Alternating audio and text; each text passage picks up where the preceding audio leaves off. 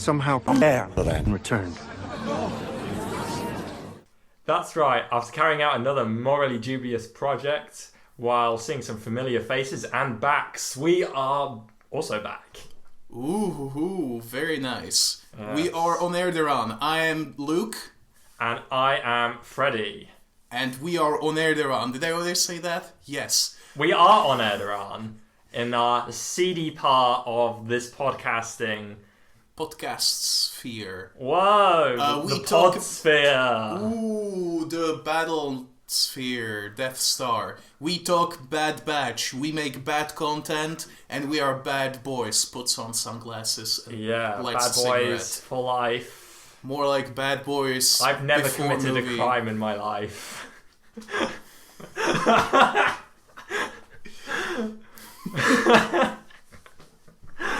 But we are talking about people who have committed crimes. That's right. I'm trying to think of Robert Downey Jr. He did drugs. And Bad Batch. Bad Batch. Robert Downey Jr. doesn't have anything to do with this episode. He did drugs, which is a crime. But Bad Batch have also committed crimes. But they don't do drugs, as far as we know. But they affiliate with people who do traffic drugs, as we'll explain later. Yo! Whoa! We should probably... So, we're talking about the episode... Episode number 5, Whoa. I think. No, 6. Sure. Because I checked and we've got 5 episodes of Bad Batch content. Yes, but... Yeah, that's a good point. The first episode was predictions. Okay, so this one is called... Aftermath, Cut and Run, Replacements, Rampage... No? No, there was one more. No, there's one more. It's the one after Replacements. Yeah, which was... okay, they've all... Oh, Cornered. Rampage. Yeah, and then this one, which I can't remember. Decommissioned. Yes. So it is episode 6, you were right. I am right. But for the wrong reasons. Look, what can I say? Episode 6 is the best episode of Star Wars. Oh, yes, right. That is Return of the Jedi. Return of the Jedi. Or Revenge of the Jedi, as it was almost called. As I frequently accidentally call it. Well, Even though it's my favourite one. You would have been right if we were in the Bioshock universe. It's called Revenge of the Jedi in Bioshock. Well, in Infinite, Ellie or whatever, it's not her name, Elizabeth opens like a portal to like France, and they have Revenge de le Jedi. That's fucking stupid. Okay, so much has changed in the Bioshock world. Why the hell would Star Wars still exist? Well, there's a floating city. She's opening portals to different dimensions. Oh. Okay, so... We're very much on a tangent here. It's my fault. Yeah, talking about tangents, the screensaver's going to come on soon on your Dark Souls. That's not quite screensaver. I said it's coming to come on soon! Well, no, this is the burn... This is like color burn in reduction. This is different. Oh, that doesn't sound good. But something that this actually is good. Something that is good as well. This episode. Us talking about... the structure of this episode. That is always very good. Therefore, let's do it right now. It's flawless. Absolutely flawless. And it starts with... It's flawless, much like the plans of the man who we reference with our first segment. Which is... Grand Admiral Thoughts. Oh my god, it's that Thrawn guy. Thrawn sounds like... Thoughts. Thorn. Yes. Thrawn vaguely sounds like thoughts, and since we talk about our general thoughts, but we're better at it than everyone else who does general thoughts. So, Grand Admiral thoughts, just our general thoughts, but better because it's not better. Let's be honest. Well, we think it's better because we're full of ourselves, like the bad boys that we are. Whoa. But then... It's without spoilers as well, just in case you haven't finished watching... Finish what you started, as in the Bad Batch. Yes. But after then, it's nothing but spoilers. Why? Because we're talking about the entire plot in... Crochet Granite. Whoa. That is the opposite of nitty-gritty, because we're looking at the bigger picture, everything in the story. We're gonna cut through it like a 200-degree knife through a child. So... Dude! The point is that we're gonna go... He's talking about a jelly baby. Yes. They would be. That's what he calls them, children. That sounds worse. But the point is that we're going to go through the plot very quickly. Also, 200-degree knife through a child is Anakin in episode 3. Is it just 200 degrees? How hot is a lightsaber? Probably more. Let's look it up on Rule 34. No. That's terrible. We should stop and try again tomorrow. This is a weird dynamic. Talking about dynamics. Ooh, let's dynamically switch to our third segment. Which is us talking about everything. So in our signature podcast, The Nitty Gritty. Our signature podcast. Whatever. It's better than if I said Sigmalt. Sigmalt. Ah, yes. The T-posing onion himself. Who you can meet in the thing that's on screen right now. Whoa, not for you! Well, suckers. it is for them as well. Oh my I'm God. going to make a note, 6 minutes 30, put in a picture of a Siegward or Siegmeyer. Siegward or Squidward. Siegward is his actual name. Yes. But in the third one, this is Dark Souls 1. Whoa, scrub. I played all of them. I haven't. Talking about things that we haven't done. And Is explain nitty gritty properly. yeah, so we're just going to talk about the nitty gritty, as the name suggests. Yeah, pick of the apart episode. every thread in this episode. What is going on with my accent? Look, I'm going to level with you. We normally do forget a lot of things. Yes. We don't cover everything. But somehow we still manage to talk about it for 2 hours. And everything that isn't in this episode as well. Look, if you want everything that we talk about in 2 hours probably summarised, just watch, like, another thing. Yeah, watch a different podcast. That's probably a good idea. No. But after our nitty gritty segment. We move on to our other signature podcast. Yeah, our other Sigmalt. Sigmalt podcast. And that is... We should just rebrand to Sigmalt. It doesn't sound like a nice word. No, it doesn't. And that is... light side, side, dark side, and the one in the middle, the Bendu. Nothing to hit yourself with, apart from a bag. Do bags exist in Star Wars? Unknown. Unknown. You've heard it here, folks. I think we've only seen like crates, but not Well, Crate bags. definitely exists. Yeah, Crate the planet, Crate the What if dragon. there's a planet called Paper Bag? I wouldn't put it past, like, I don't know, if Chip Zdarsky writes a Star Wars comic. A Jedi Knight called Papa Bago. You've got Papa Noida. This is his brother Papa Bago. Oh, they're also Japanese, Well, like Hans Gerst. Like Hans Gust and Hans Hans Frater. But light side, dark side, one in the middle, the Bendu, goes over something that's good, something that's bad, that we can't say on podcast, and something that's just in the middle. Yes, So the it's Bendu. just something that, it's the Bendu. It's bloody Tom Baker. That's the right doctor, right? Yeah, Scarf Man. Scarif Man. Yeah, Scarf.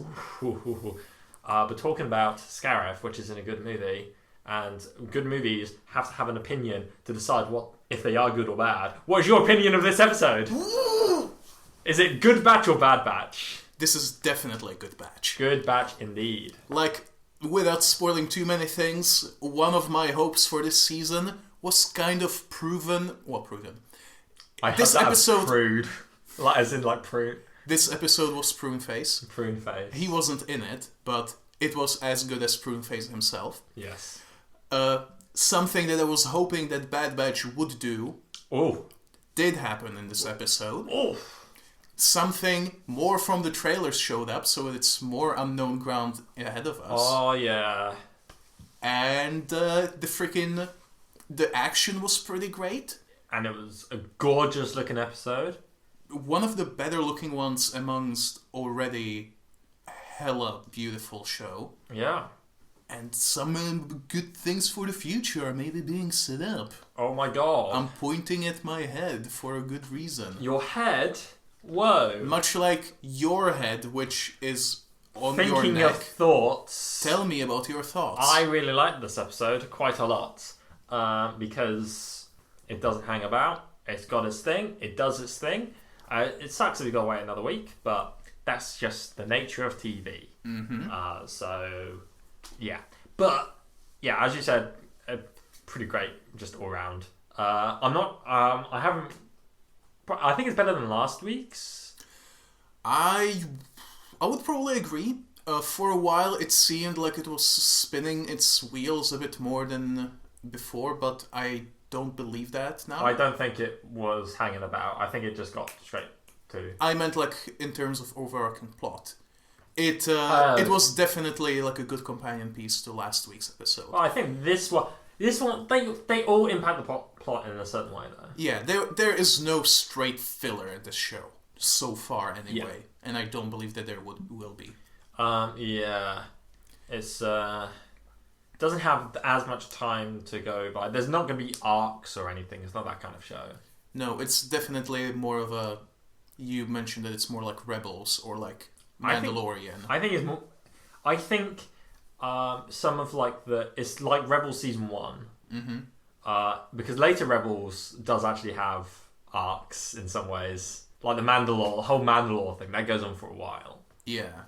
Not saying it's bad. I love that, but it does go. There's quite a few episodes dedicated to that.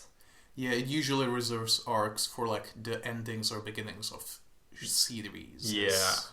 And usually does them as like a TV movie. What if Mandalorian had arcs? Imagine that. Ooh, what if Mandalorian had Arc 130s or whatever those ships are Arc called? 170s. I was only 40 off. Yeah, that's the old model. Yeah, have you heard of the new freaking Skyhopper T-70? T-70 Skyhopper, yeah. Mentioned in Rogue One as well. As we've said on the podcast. Yeah, we just spin our wheels, unlike Bad Batch. Because Bad Batch gets to new things, and talk about those new things. Should we explain what those new things are? In Crochet Granite, let's do it. Whoa, let's crochet this granite. Okay, so... What's that? Sexy, sexy stones. Whoa. Rolling stones. Rolling stones. What are we doing?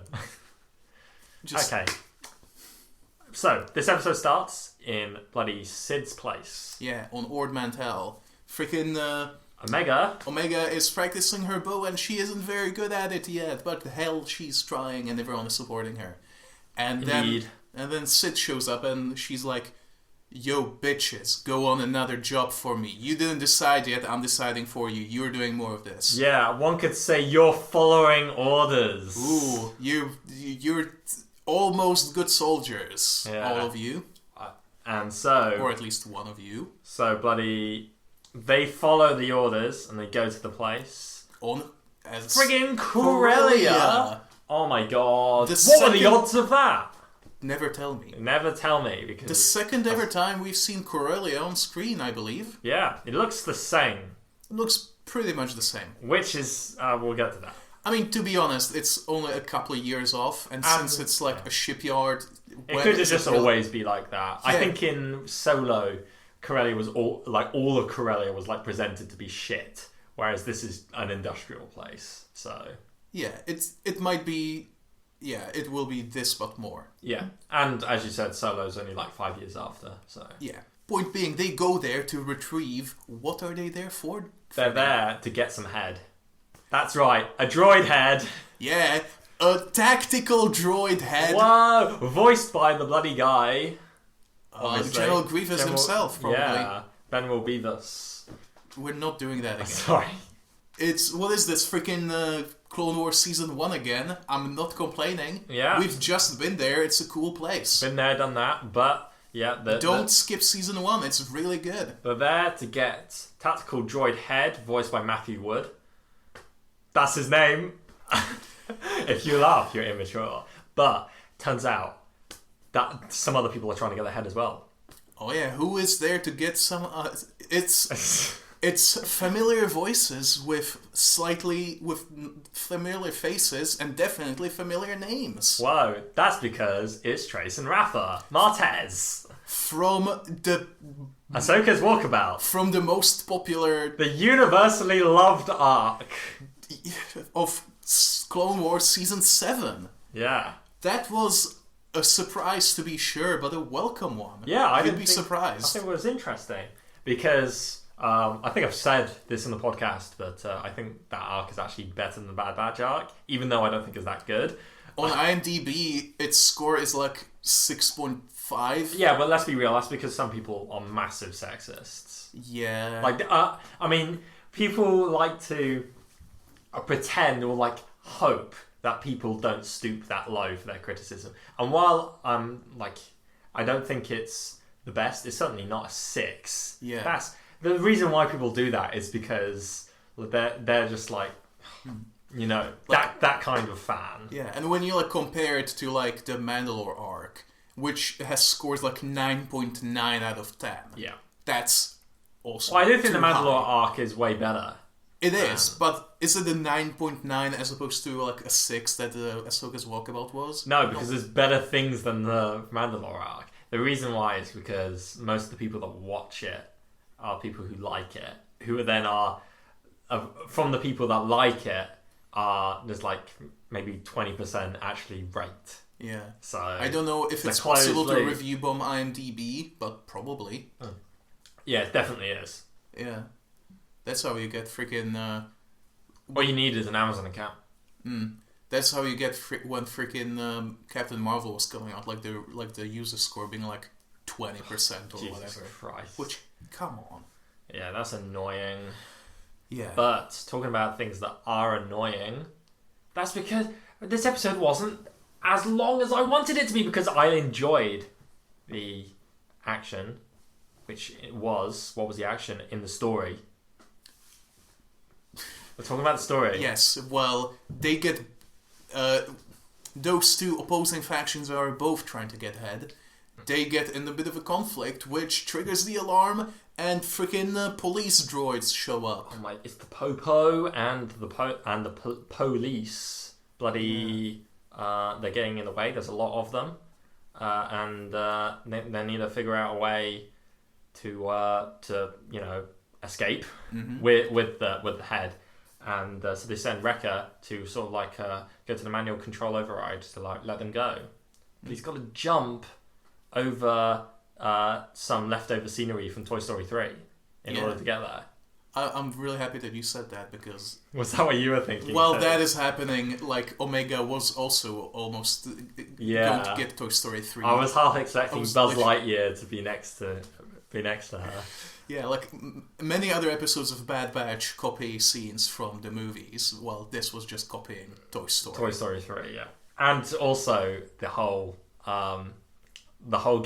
chasing after the head thing while going over obstacles is basically the conveyor belt sequence in Toy Story 2. And it's a conveyor belt sequence like in episode 2. Yeah, the conveyor belts that have no rhyme or reason to their direction. They're just going here, there, and everywhere. That's a movie thing. It is a movie thing, but it's not very efficient. No.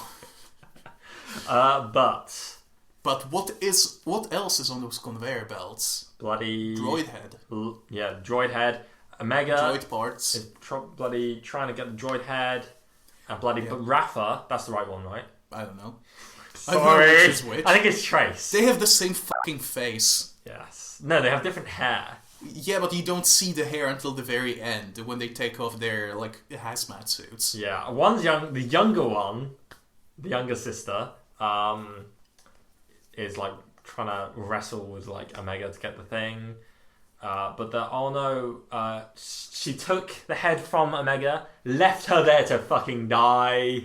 Yeah, she gets stuck under. But she didn't actually leave parts. her to die. She would have. She almost did. Well, she didn't go back in time. She can. Yeah, and later, like I'm pretty sure she's the same one who helps her get out of the fire pit. Yeah, but that was only after Hunter, who Omega calls to, like her dad. Yeah, freaking topples like some support beams to do something. I don't actually know what that did. Neither. I actually don't really understand what happened. I don't know. He was later like rappelling on like. He stopped the conveyor belt from going. Did he though? Because Omega did go into like the smelting. That's because she fell. Because he stopped the conveyor belt from going. Because if she fell in, and then the droid parts kept going, she would just be crushed.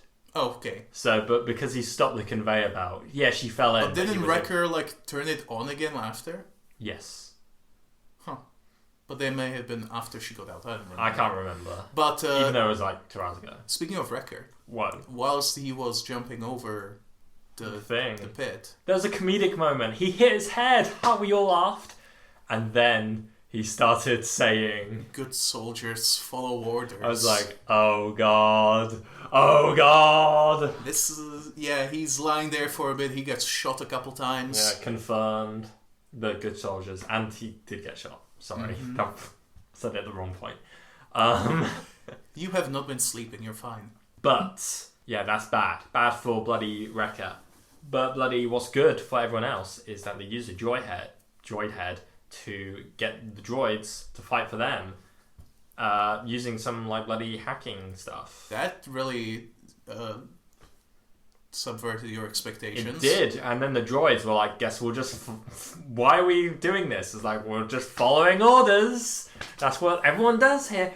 All they do is follow orders, and they're not thinking for themselves. They're not thinking for themselves. Yes, and the droids help fight the other droids. Yeah, even though they're like missing arms and legs, some of them just fall on the other droids and grapple them to the ground. Much like Toy Story 1 with Sid's toys.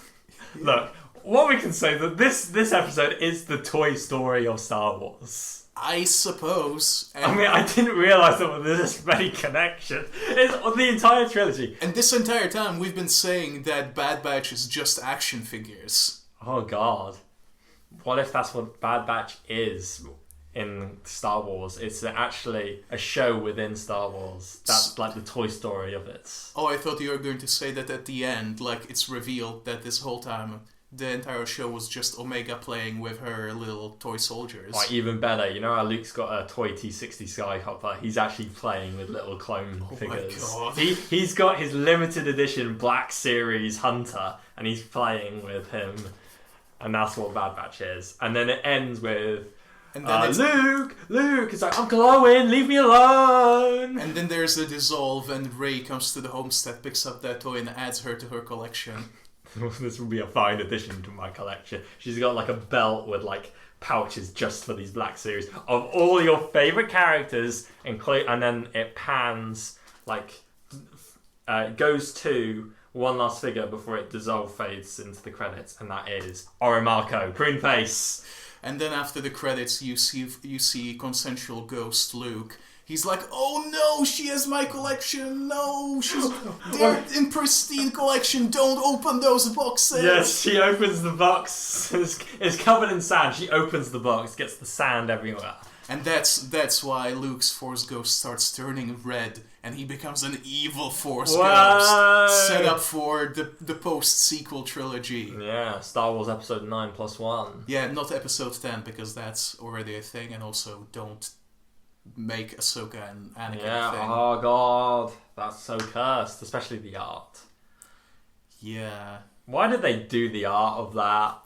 I don't remember that being a thing, but sure. Also, the guy that voices Anakin in that from Baraxium, he looks like, at least in that stream, he looks like, what's his name? You know, Mysterio. What, Jake Gyllenhaal? Jake Gyllenhaal. I just couldn't unsee him as like Jake Gyllenhaal. Maybe it was actually Jake Gyllenhaal. He's such a good actor, he can pass for like a humble Baraxium podcaster, and you wouldn't know. Baraxium have 100 more subscribers than us, last time I checked. That's smaller than I thought. Yeah, well maybe it's 170 more. It's still not... It's still like, it's below 200. Yeah, like, I think not bad. they've got more... I think they're bigger on Twitter, possibly. I don't actually know. One day.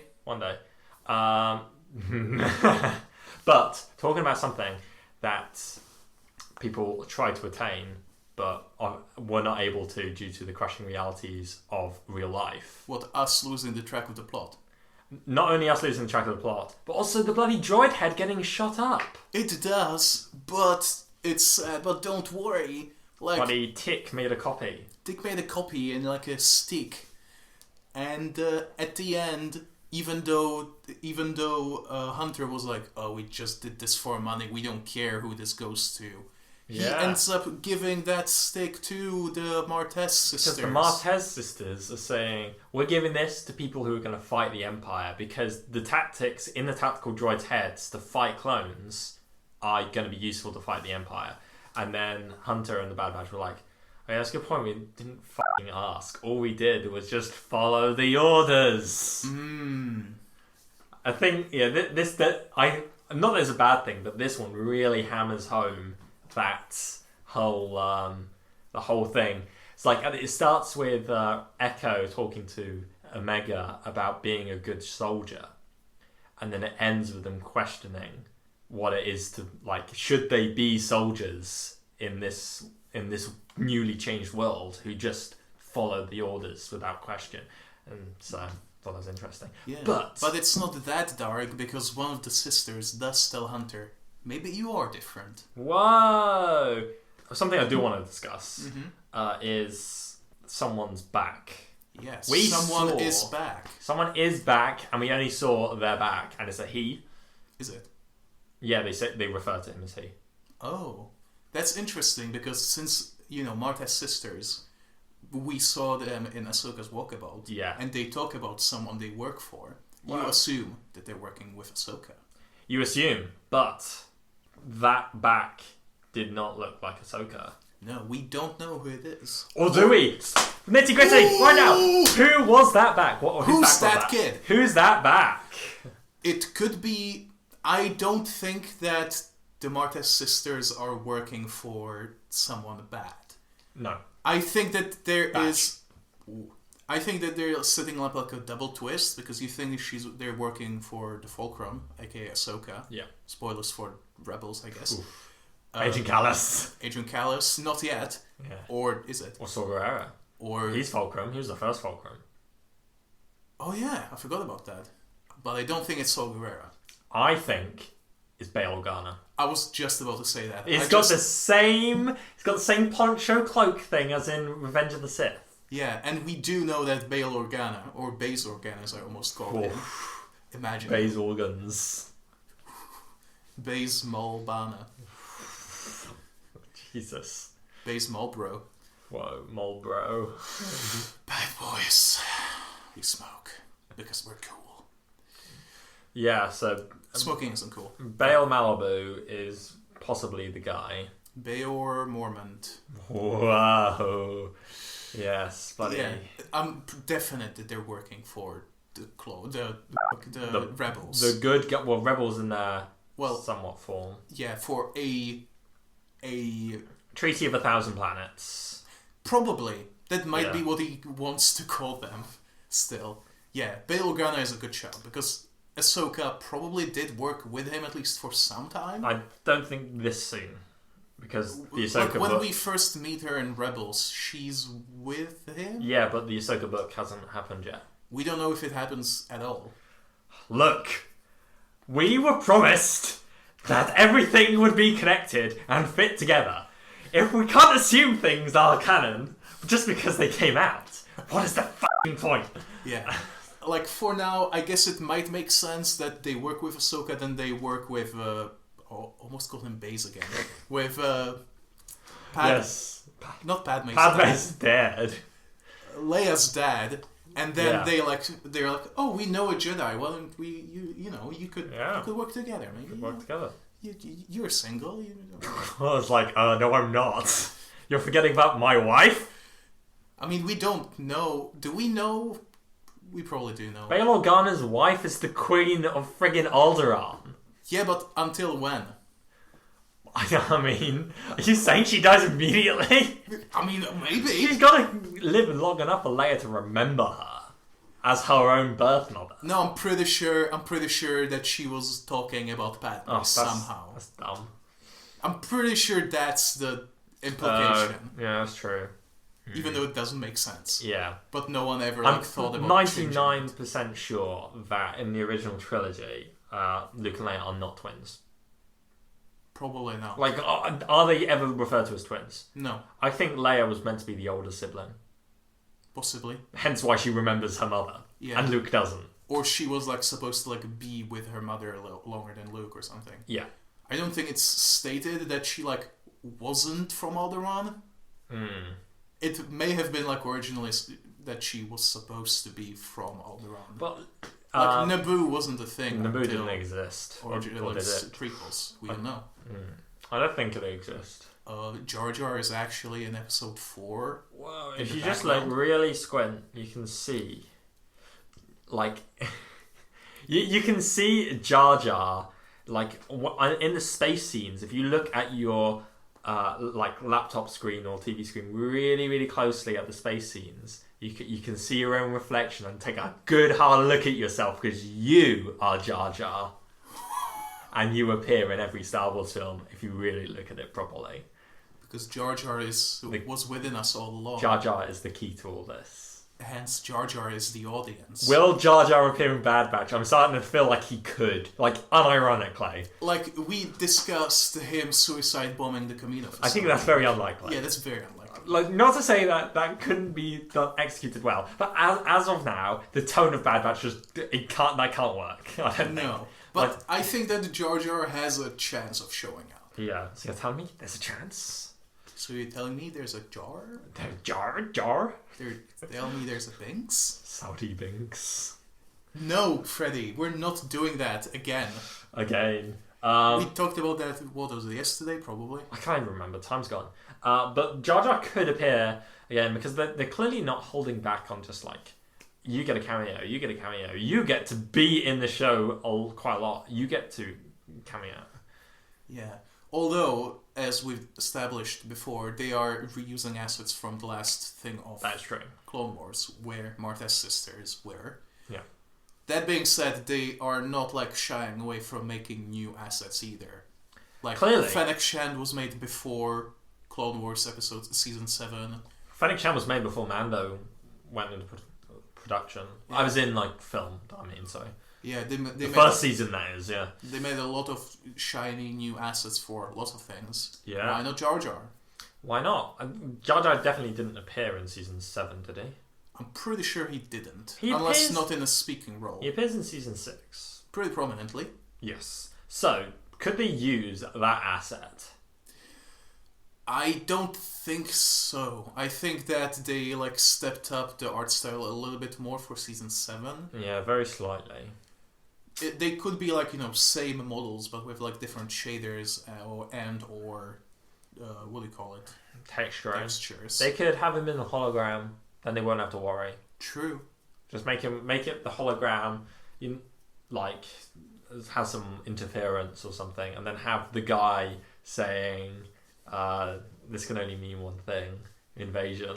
He said it twice already. Rule of threes. He might say, third time in Bad Batch. Even though I think whether that shot where the ATTs are like, from the trailer for Bad Batch, I think that's on Raxus. I don't think that's on Naboo. Well, we will see. I thought it was Onderon, which was clearly not true. Yeah, because we're not going to see Onderon again. Probably not. Yeah, will we see Saw Gerrera again? I hope so. Yeah. Who knows? What if it's Dryden Voss? Not unlikely. Dryden Voss also wears... no, he doesn't wear that kind of thing.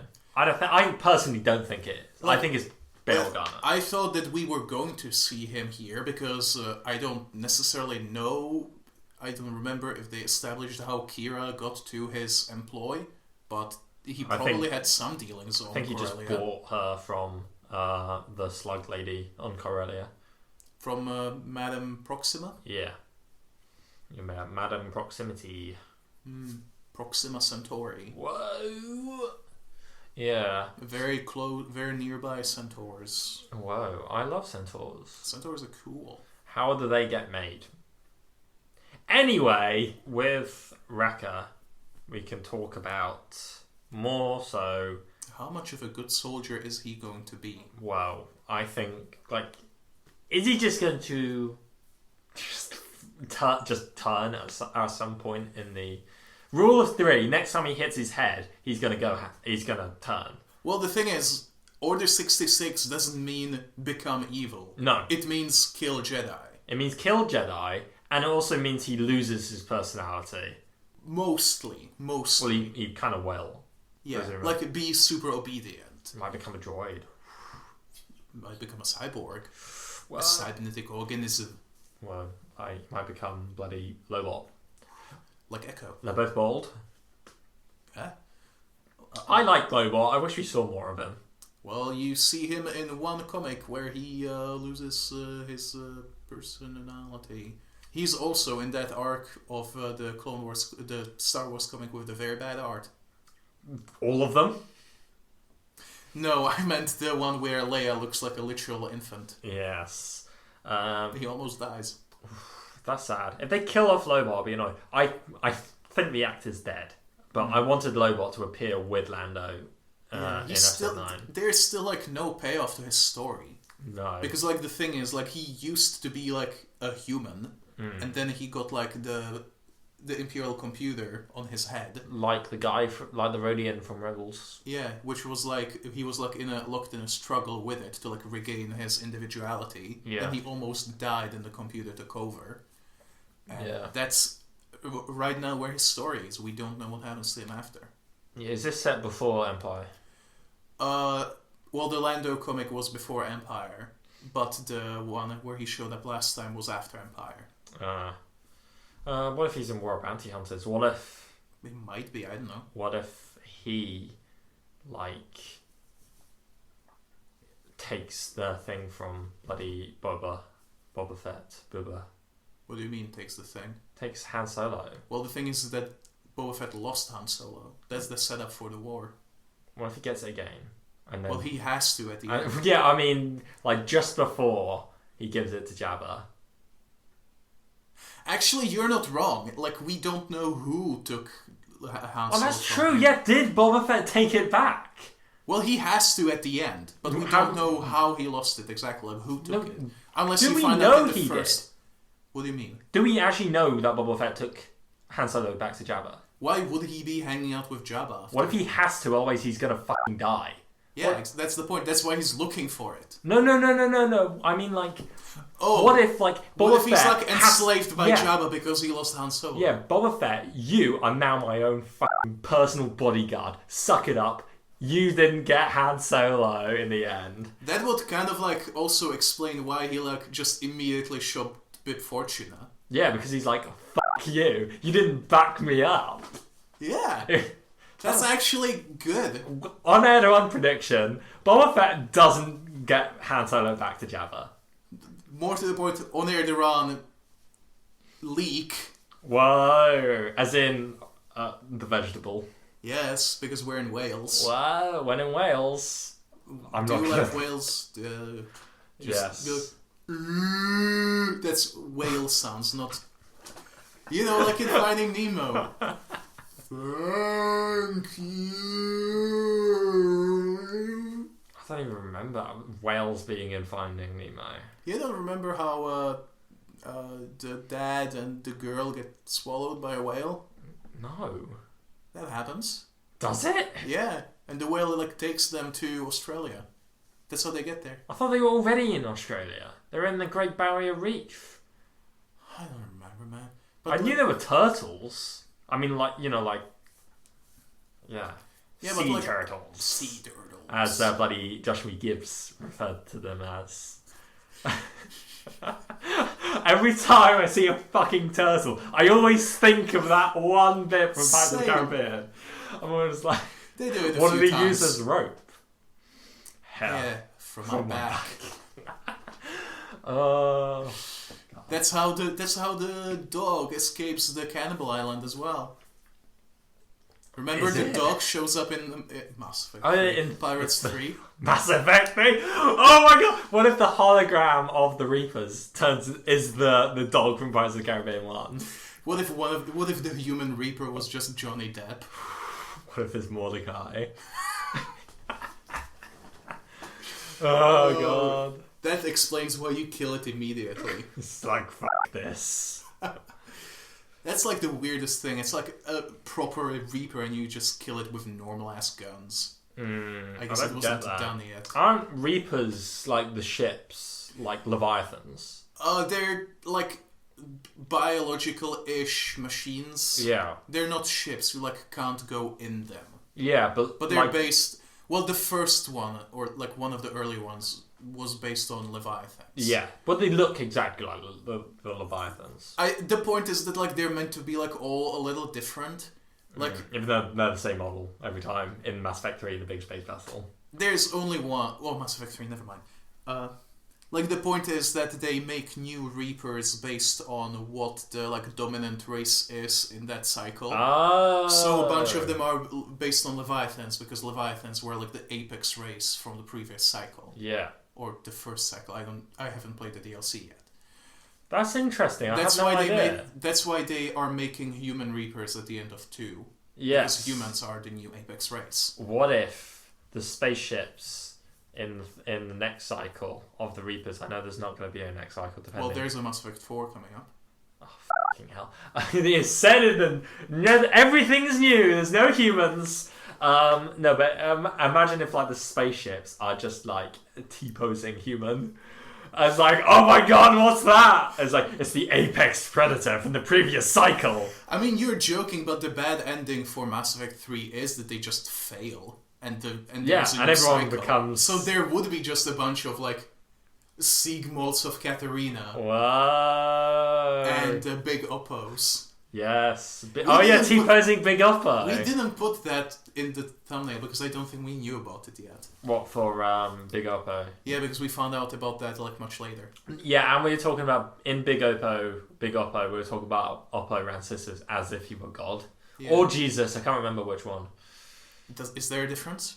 Well, if you're Catholic, no. If you don't believe in the Holy Trinity, yes. I don't believe in the Holy Trinity, so I guess they're... Whoa. That's it. Just I. There is nothing I can dispute that with. Yeah, exactly. Facts and logic. Oh! Unless I found a way to disprove Descartes, I guess. Descartes? Oh, I think it meant Descartes. Descartes, the planet. Yeah, the planet is yes. yes. Yes, we are rebels now. Yeah, rebel scum. Even though that our paramilitary organisation is actually officially referred to as the Resistance, we are rebels. Well, there's no republic anymore, so... Yeah, but they're not rebelling against the bloody... They're resisting. Well, they were resisting when there was a republic. After then, there isn't. They're not really sanctioned anymore, are they? You don't have to be sanctioned to be resisting something. You can resist arrest and not have a third party encourage you. Were they supposed to be the French resistance or something? I think they were just meant to stop them from encroaching on their borders. I think it's more resistance is in you would refer to when bloody the Germans invaded let's say the Czech Republic. Well, I don't know the Czech Republic. Well, that would be a resistance against German encroachment, wouldn't it? Yeah. And that is kind of what the resistance in Star Wars was doing. It was resisting First Order expansion into the unknown regions. That and regions, sorry. And also it was that period is actually referred to as the Cold War. So the Republic couldn't legitimately fight against them. So the Resistance had to quote unquote leave the Republic. Yeah. And fight on their own terms. Yeah. That's true. The whole... It's just not really well done. It's not very well communicated. It's confusing, but also too simple, but also what is going on? Who actually controls who? Are they sanctioned by the Republic or aren't they? Yeah, because in the movies they don't even mention anything. No. And in the books it's just way too weird. It's still not properly explained. No, and they're not really making too many sequel trilogy books anymore. I don't think they'll make them for a long while. I say maybe 2 more years before we get another. They might be if Rogue Squadron is a post trilogy. What? Post sequel trilogy. Post sequel, or even anywhere within 5 years either way. Yeah. Then they might wait for that to make new rules or something. Yeah, I think it's going to be years in real world. It would be years until we get stories like that, including the Rogue Squadron movie. I don't think we're going to get that anytime soon. I mean, maybe like the shows around Mandalorian might set up things, but Mandalorian didn't. Mandalorian set before the bloody... I know, but that's when you can set up things for the future. You can set up like what Republic is doing, how the First Order is formed, what is its goals, how did they found the Resistance. Because like the Resistance, as far as I know, is not founded like that late. Oh, maybe. It is founded pretty close to Force Awakens, isn't it? Bloodline, right? It's in Bloodline, but isn't Bloodline like only a couple years before the movies? Yeah, that's true. I don't remember. I think it's around the time that Kylo goes off to train with Luke. Yes. Whenever that happens. Yeah. He must have been young. He's quite young in the comic, isn't he? Yeah, he doesn't look like Adam Driver in the comic. Yeah, I think he's like late teens, maybe? Yeah. Or late 20s. Adam Driver is in his 30s. Kylo Ren is 30. Yeah, which is fucking weird. It's weird because, like, yeah.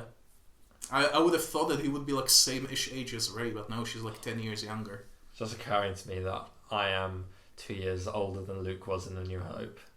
And I fucking hate that. I'm the age that Anakin became Darth Vader. Jesus. I mean, they're not real, Yeah, they're not real. But... Don't base your ambitions on fucking Star Wars, people. Yeah. Just remember that Frodo embarked on his journey when he was 50. Or even more than 50, I don't remember. What a great screensaver for Dark Souls. It's not an actual screensaver. It's just the switch going to sleep. Yeah. Frodo was 50, but that was like Hobbit years. Yeah, but they don't live that much longer than no, humans. True. They lived longer than the humans used to in the 30s and 40s, but Well, people lived to their 70s and 80s back then. Well, yes, but not that often. I mean, I feel like it was more often than you think. It may have been like the wars and like famines that. Like the average age goes down because of child mortality. That's the reason why average ages were so low back in the past. So low. Yeah, not because of like everyone dies immediately as soon as they turn 40.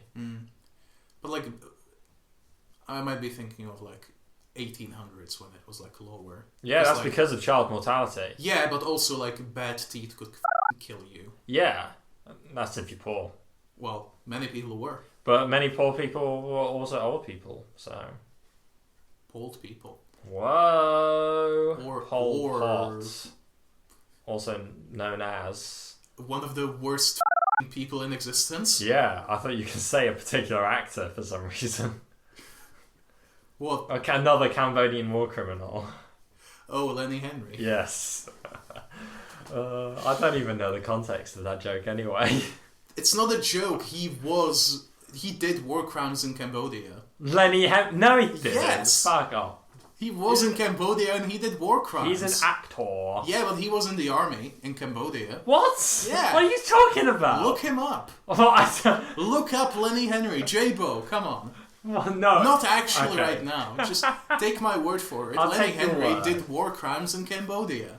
Okay, but talking about war crimes, let's talk. How did we get here? Like a long tangent. A long time ago. A long time ago, in a galaxy far, far away. Oh yeah, we got here from being the same age as Luke.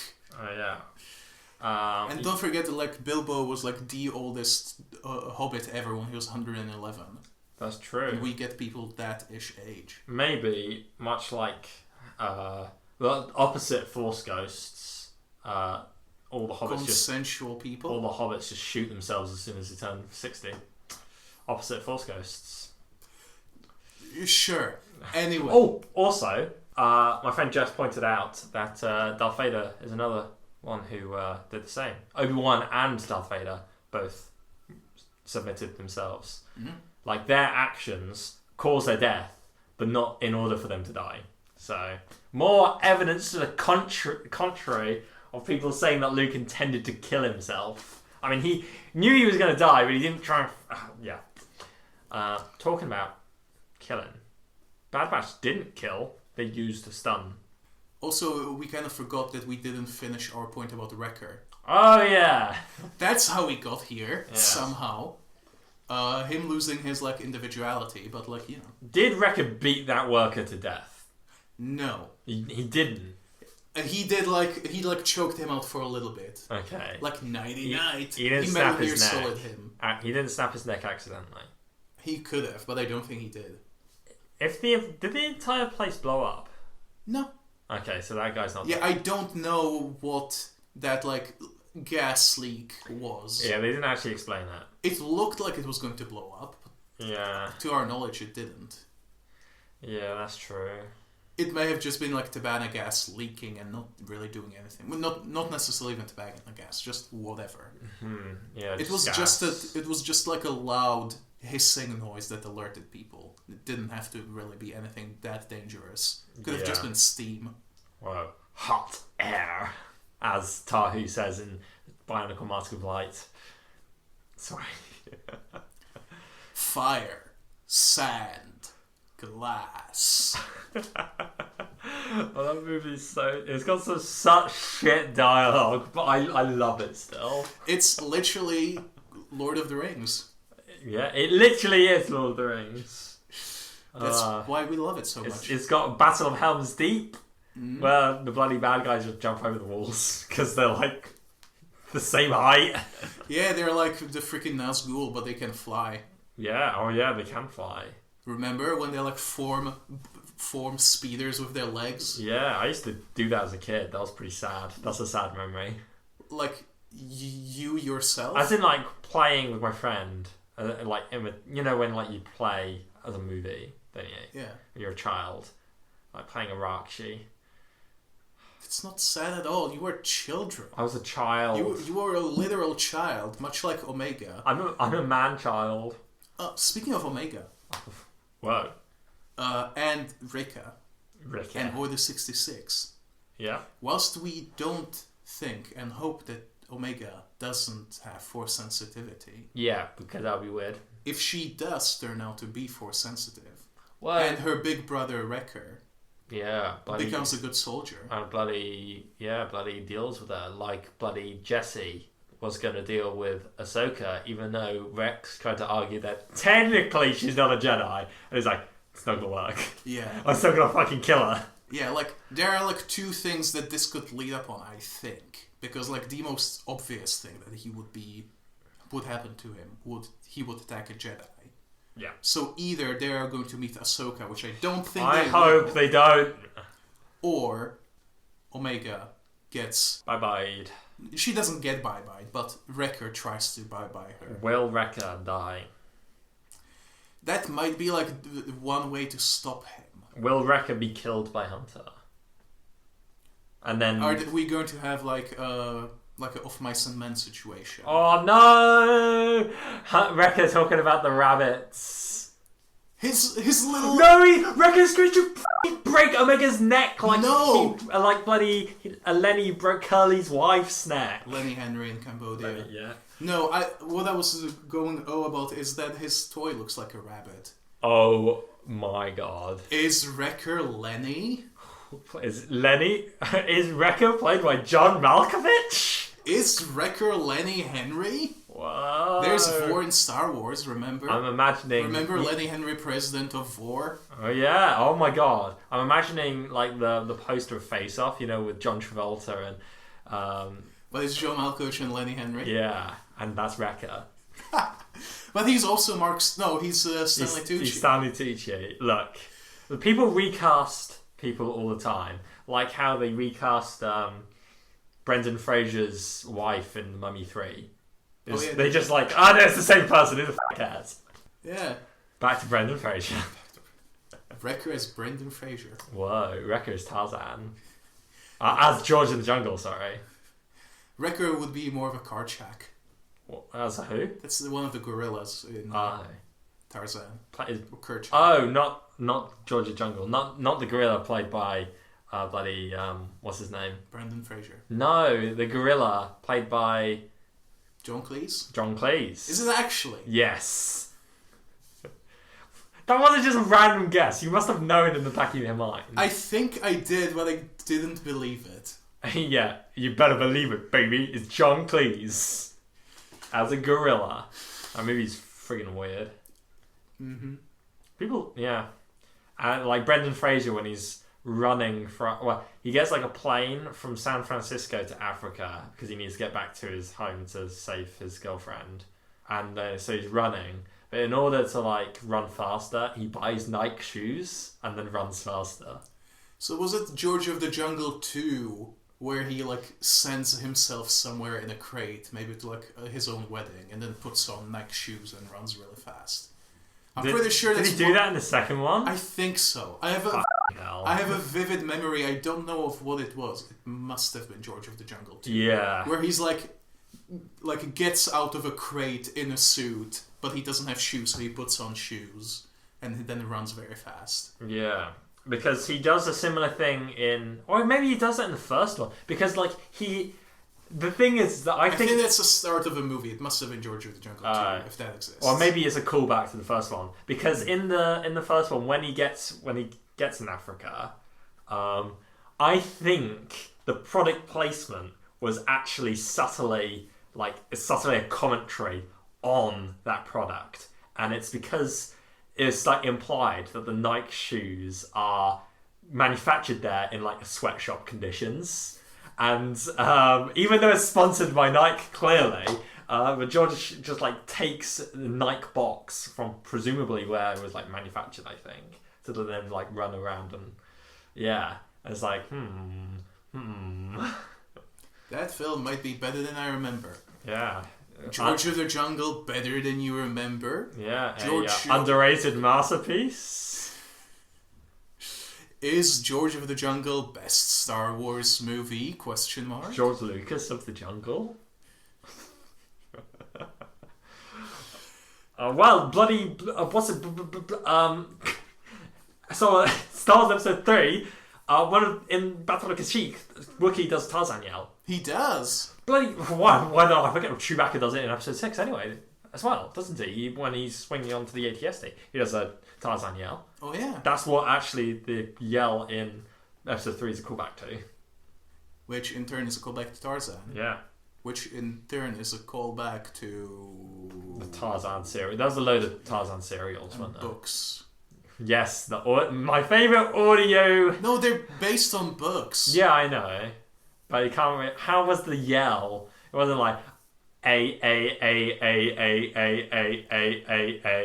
And he roared like the biggest animal in the jungle, which he was because he's the king of the jungle. Why do people say lions are the king of the jungle? They don't live in jungles. They live in the savannah. Because Africa is... all of Africa's the same, I guess. I don't... Like, even that, I don't...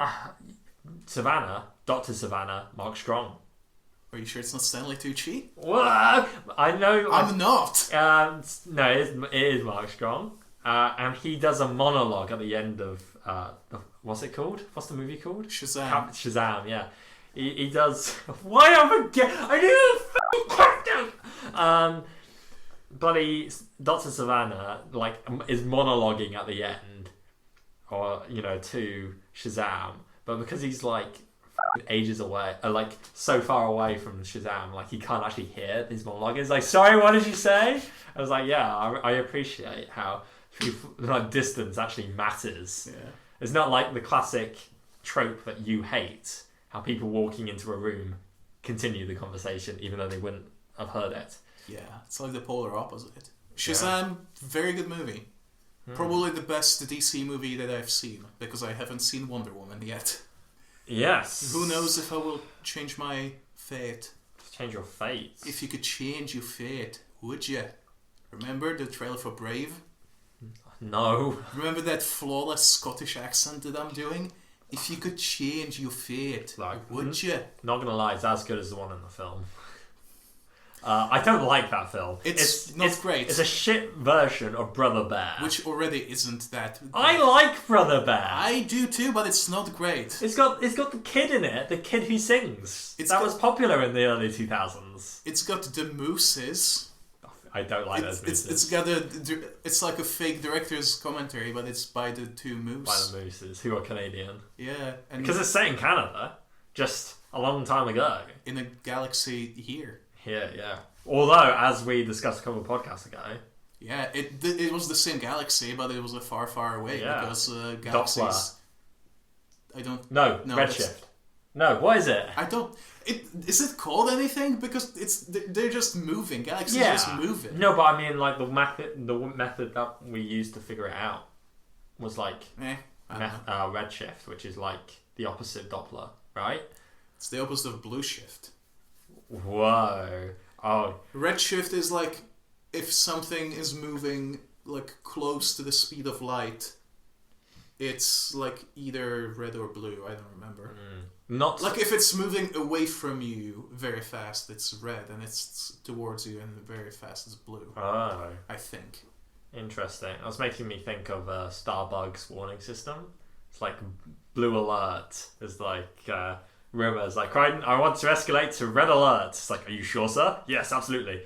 It does mean we have to change the bulb. Isn't there also like an okra alert or something like that? God. Or like an apricot alert? Something like that. Yeah. Anyway, who do you think that the wrecker will turn on when... Whoa! We're talking about getting head or whatever, you know. Yeah. I think it will be a confrontation with Hunter because he's the most developed character.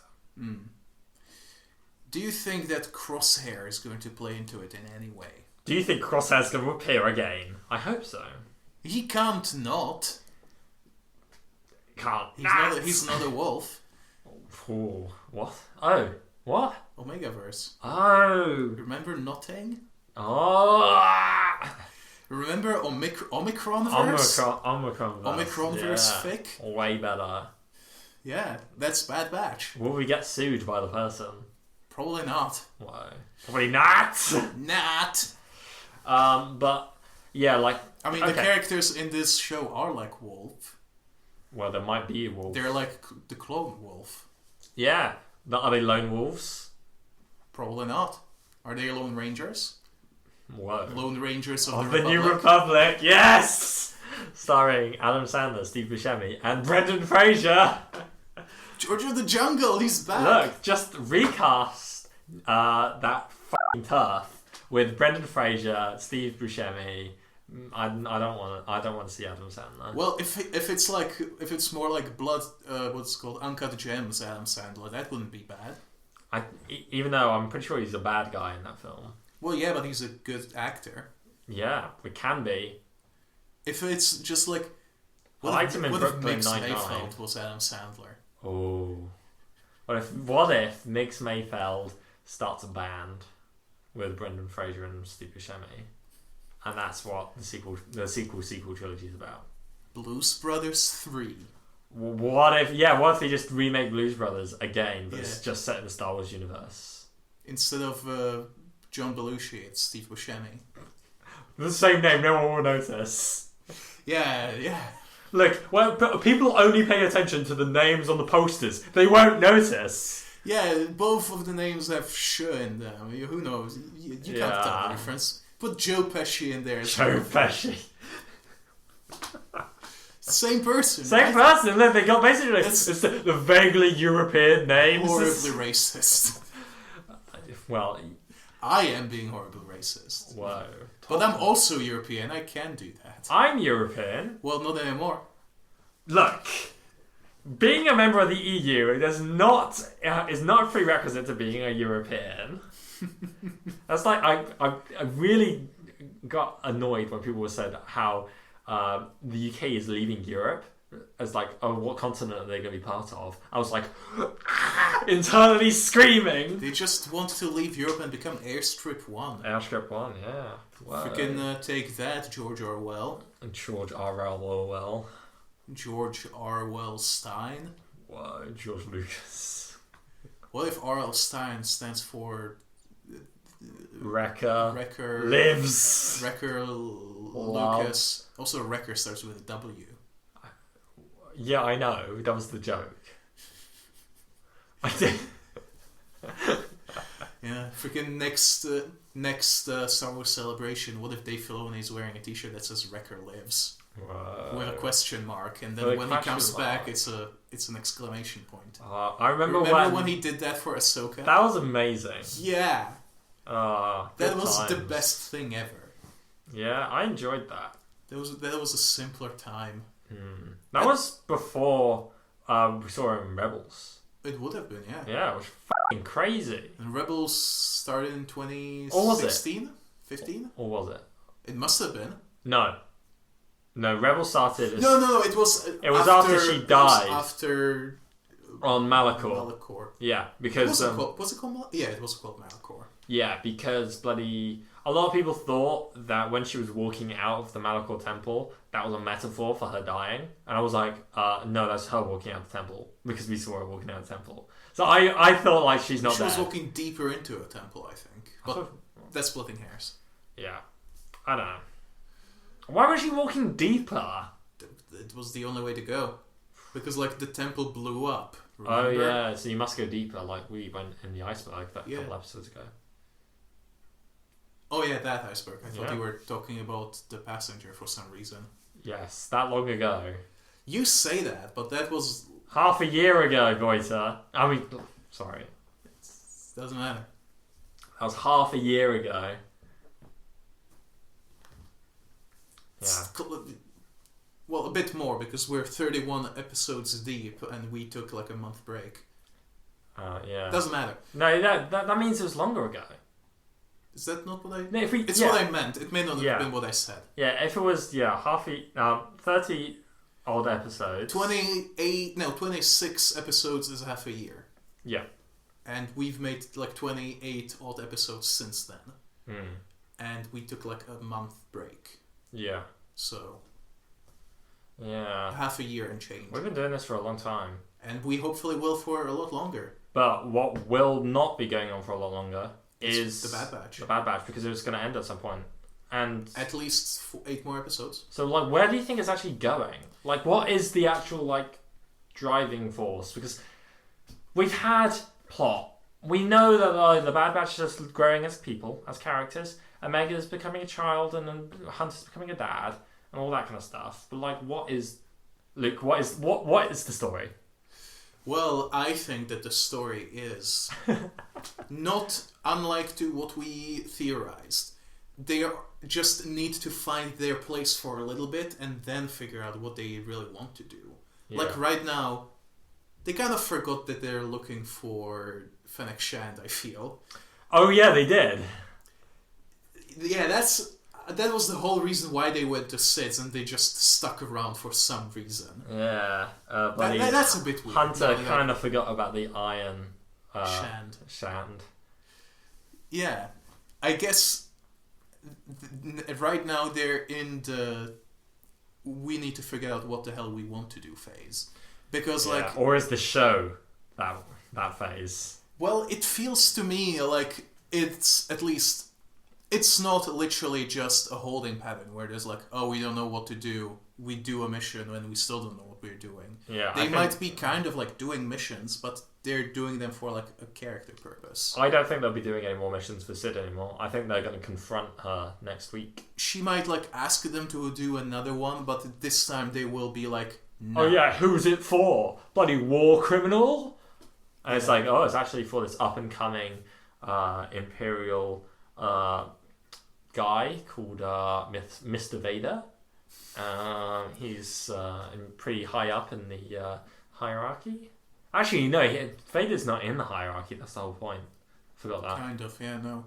He kind of has like authority against only the people who are scared of him. Yeah. Which is most people except for Tarkin. Yeah, like he doesn't actually exist in the political, administrative, or military structure of the Empire. He just exists and also has a lot of everything at his disposal. Yeah, he's like an enforcer of the Emperor's will. Yeah, hence Death Squadron as well. Yeah, if he like can convince you that what he's doing is what the Emperor wants, like, yeah, but theoretically he can't really do much. Is it Vader's fist or Vader's first? I think it's Vader's fist. Yeah. The 501st. Yeah, I used to misread it as for some reason eyes really confuse me. Like when I'm reading, like in Fair enough. I can read fine. It's just like if but like when I was reading that, like when I was younger, I used to sometimes read it as Vader's first. Is that how like Wrecker's gonna be? He's gonna be the strongest one, but bad. Eventually. Maybe. They will have to deal with that somehow. I think it's possible that Wrecker. Ooh, maybe that's why they seek out Rex. To deal with Wrecker's chip. What if he's like strapped, straight jacket? He's like. Argh. What do they have anything that could like tie him down? No, I don't think so. Remember when he freaking toppled that giant spider droid in the Bad Batch arc? Yeah, that was stupid. I hated that. Yes, there's a lot of things. He's entirely too strong. But speaking of strength, we probably know that Omega doesn't have all the combined powers of the Bad Batch. Because she's not strong. Because she's not strong enough to properly like do the bow in the beginning. Yeah, but she no draw strength. She's got draw strength.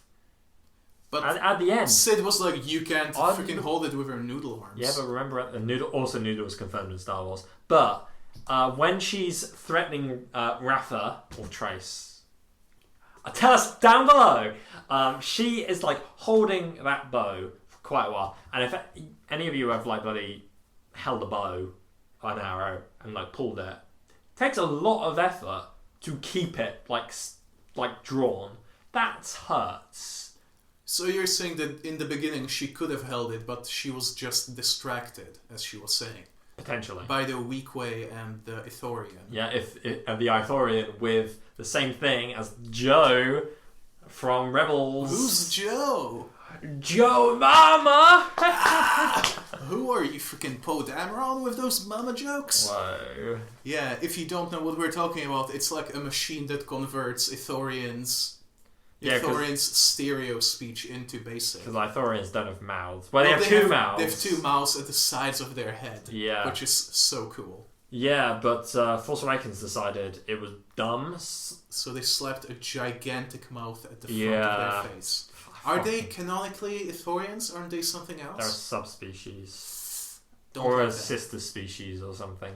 Kind of like Boss Nass is a Gungan, but like a different Gungan. Is he? I just saw him as a fat Gungan. Well, he's like a subspecies. Well, I didn't know that. He is, yeah. I don't think he has like the big ears. No, he definitely does. He has them tied up at the back. Remember we talked about how... I don't. Yeah, remember how Gungans treat their ears like hair? I remember Blue Shadow Virus. Yeah. That cursed image. Yeah, Ahsoka with big Ferengi ears. Yeah. We've made Togrutas even more cursed. Yeah, it's like, look, take your pick. Either they're big ears or big dicks. Take it or leave it. They're not literally dicks. They just work the same way. Yeah. In one aspect. Only. Yeah. So if that Jedi in the first episode of Bad Batch is confirmed to be Shakti, same method, same function. Not function. Apparently, they like confirmed that that's not Shakti's lightsaber.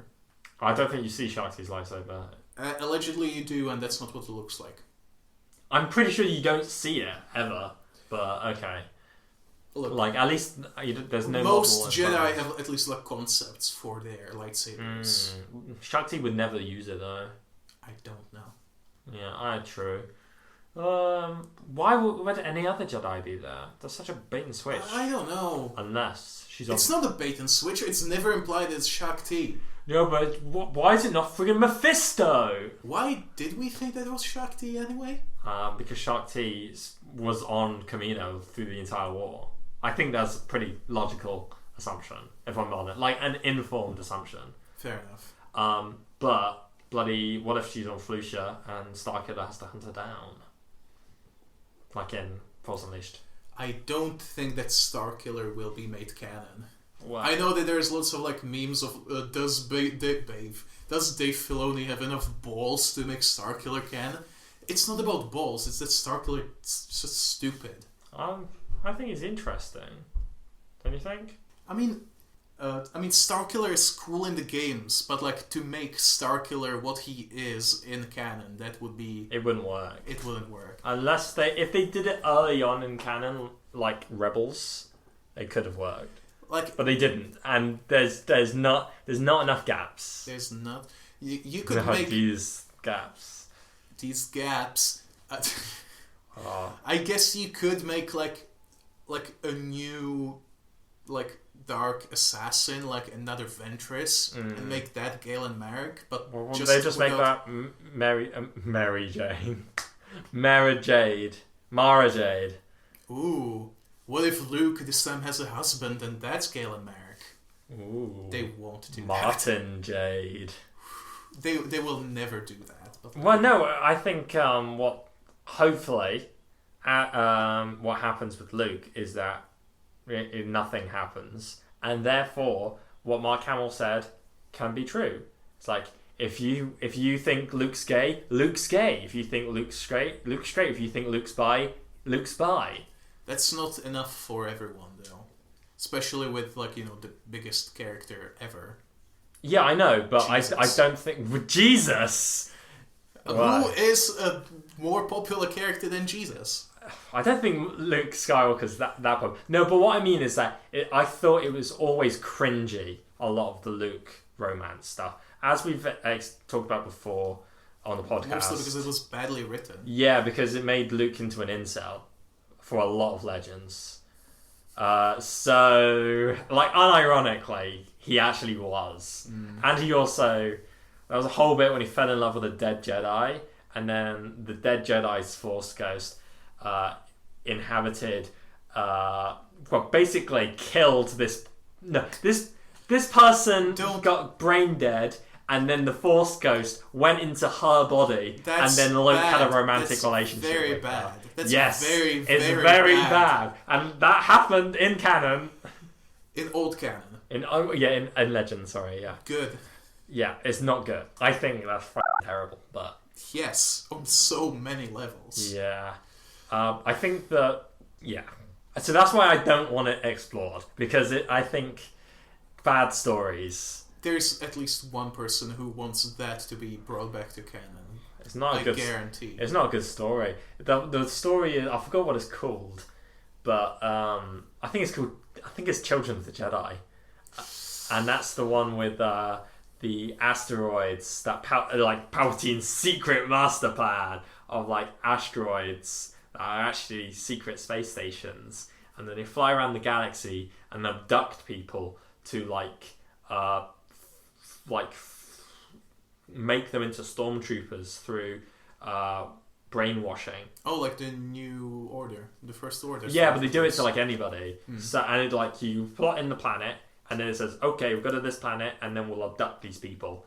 And then during the plot, they did it to Tatooine, and then it abducts a lot of Tusken Raiders, and then they get indoctrinated to think that they're stormtroopers. And I'm like, what the f***? This is happening in the space of a couple days. What is going on? Maybe Star Wars isn't good. Maybe I should stop being a fan and join a better fandom, I don't know. What's a better fandom? Homestuck? No. No. God. I mean, I don't know. I know nothing about Homestuck. I just remember it's 10 years ago, it was... People 10 years ago already thought that the fan base was kind of toxic and weird. If that happened 10 years ago, then, oh god. If people were self-aware enough, or that was my foot, sorry. Okay. On the crate. Wrong. If people 10 years ago had the not class consciousness, fandom consciousness to identify a weird toxic fandom. Check your fandom privilege. Yeah, you heard me. The oppressed fans will rise up. When Joker 2 comes out, all the Homestuck fans will finally get theirs. Oh my god, Joker 2 is actually just Homestuck. Joker 2 is loss.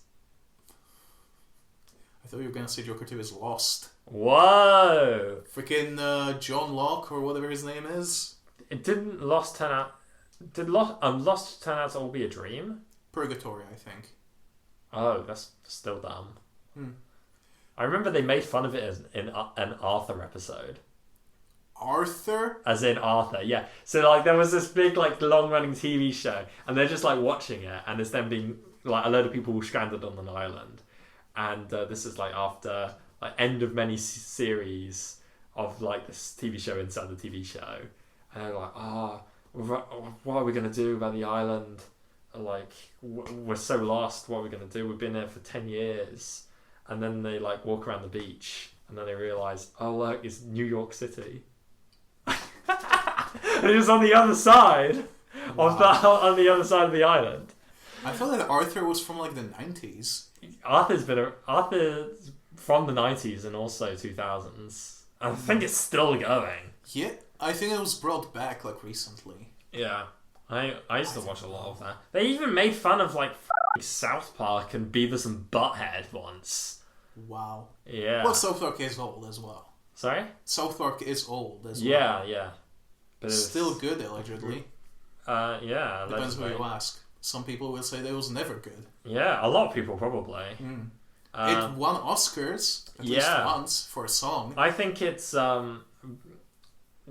quite a specific kind kind of thing. Yeah. It's not really for a general audience. It's quite a general thing. But I don't know anyone that watches it that wasn't like 12. Like when I was 12, everyone was like, "Oh yeah, I watch South Park." I was like, "Do you?" I remember when I was like 7, my uncle, who was like, he's an uncle, but he's more like an older cousin, based on like Czech lives. Well, no, he's like age-wise, he's not that much older than us, but he is. Well, I mean, he's like... Yes. The point is, he's like 15 years older, but like he hung out with us when he was like 16, and my brother was like 3. Yeah. So he was like, "Oh, I'm like a cool guy, and you're my cool cousins, even though you're my nephews." So he would like, "Oh, I watched this cool show. It's called South Park. You might like it." When I was like 7 or whatever. Yeah, I was when the South Park movie came out. I was around my friend's house and his brother was watching it on DVD in the living room, and I remember seeing it. And it was the Carl's Mama's a Bitch song. I was like, what is this? And so, that was something. And then not long after, I watched it with my friend as well. So, not like the movie, so... Fun stuff. I was way too young for that. Way too young for that. Oh well. Yeah. Talking about exposing kids to things too young. Don't. Let's talk about how the thing I wanted to say earlier, which is how Omega saw Hunter stunning people. With the stun gun. Does she know that is stun? Well, does she just think they're just casually killing people? It wouldn't be like the first people that they would kill with her around. I'm pretty sure. Yeah, but these are just random people. These are just people working in a freaking Toy Story 3 set. Yeah. I do think that, like, she knows that it's a stun rifle. Yeah, but does she know that is bad? That doing that kind of thing is not cool? Well, that's a good point, actually. She doesn't know a lot of basic things. Like, she didn't know what playing was. She didn't know what fucking dirt was. So, of course, she doesn't know what morals necessarily are. Considering she was raised by friggin' genocidal arse pricks, of course she's, like, not gonna understand, like, what's right and wrong from, like... Yeah. Yeah, I don't know. She also didn't know about slavery, but she didn't think that it was good, right? At least. Yeah, like clones presumably aren't taught about slavery because they're hoping... Like, clones are sort of educated in a way where if they find out about slavery, they will think it's bad, but not be self-aware enough to realise that they are slaves. Yeah. That's like the thing, which I think is very interesting. Mm-hmm. and it's being kind of like touched upon that might be properly like addressed and explored in the show. Yeah, I think it probably will be. Yeah, it's been implicitly, but not super explicitly yet. Yeah, like I feel like this episode has made like the Bad Batch really sort of reconsider like what is right and what is wrong. What should they be doing with themselves? What is their identity? Yeah. Like with bloody Rafa or Trace saying, "So you're one of the good ones" or something. Or it's like she said, "We've heard that before" or something like referring that. To Ahsoka, I believe. Maybe. Probably. But like speaking of them referring to Ahsoka. Oh, is this a link to Ahsoka in the form of Fulcrum in the future? What? No. Actually, I might keep that as my light side. But okay, we can talk about it now if you want. I don't know what you're going to talk about. Well, just in general, if it's something that will be my light side, should I keep it for later or? I was going to say talk about something beginning with R. Okay, this wasn't your light side. Good. So people have been saying that that Trace and Rafa's droid R7 is the same R7 from the Siege of Mandalore on the Venator. That blew up. I think that thing is completely. I think that's wrong because R7 is the first two letters of that. First two characters of that droid's name, and that is just what type of friggin' astromech it is. B, the Venator blew up. C, those droids got fucking executed, didn't they? They all got. Yeah, I'm pretty sure. They all got like shot by clones in like Death Squad. And what letter am I on? D? I don't know. Whatever. D. Were you even doing letters or numbers? Who the fuck knows? Just continue with the D. Yeah, I will. Bloody different coloured. The bloody one in Siege of Mandalore has got it's got a red body and the green and silver head with green highlights, but a red body. One in this episode does not have a red body. Yeah. So unless they painted their friggin' R7 droid, I don't think it's the same one. Like, there's only friggin' 10 numbers. No, 9, sorry. Only 9 numbers. No, there are 10 numbers. Yeah, 0... 0, 1, 2, 3, 4, 5, 6, 7, 8, 9, 10. No, not 10. There's 10 numbers. Are you okay? We shouldn't have done it. That's today. Okay. Yeah, there's 10 numbers. So, of course, they're going to reuse. They're going to reuse numbers for droids. And just because it's a droid that was sometimes like associated with Ahsoka, like why would it... It's associated with Ahsoka in 1 or 2 episodes. I think it's like 4. She uses R7 a few times. Does she? Yeah. Okay, telling me wrong. Yeah, why would it be with the Martez sisters after? Well, people have said Ahsoka. What if they meet Ahsoka again? But no, no.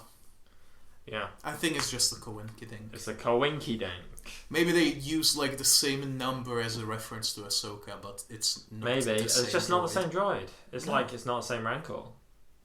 Exactly. I'm standing by that. I know a lot of people saying it's a retcon.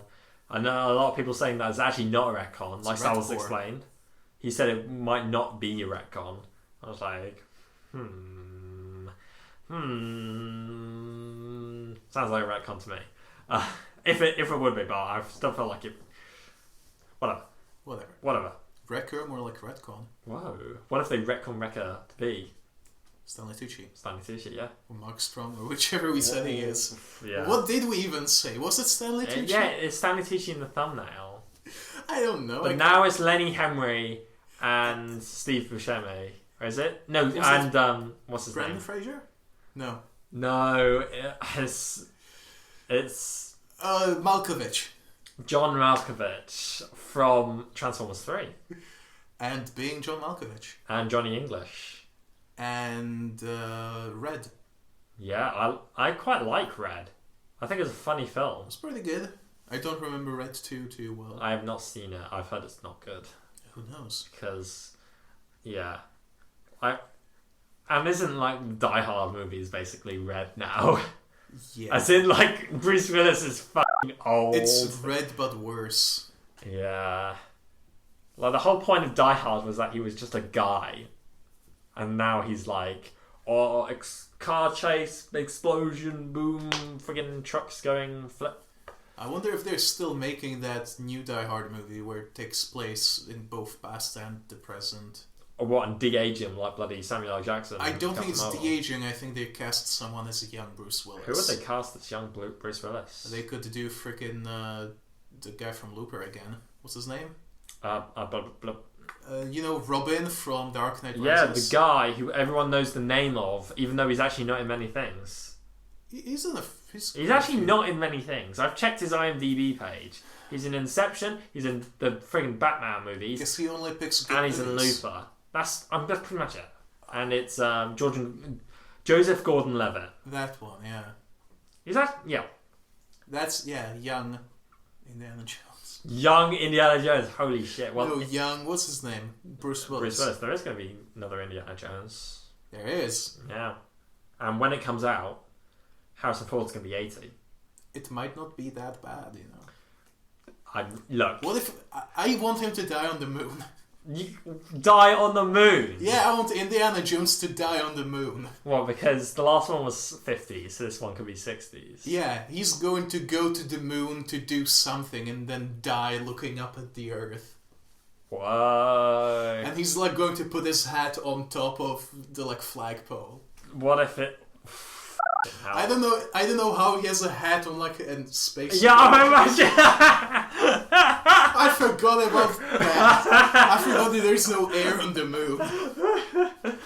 Oh my god. Maybe they go to blue area of the moon or whatever they have. The blue area of the moon. That's in Marvel. There's like ruins there and there's breathable air. What? Yeah.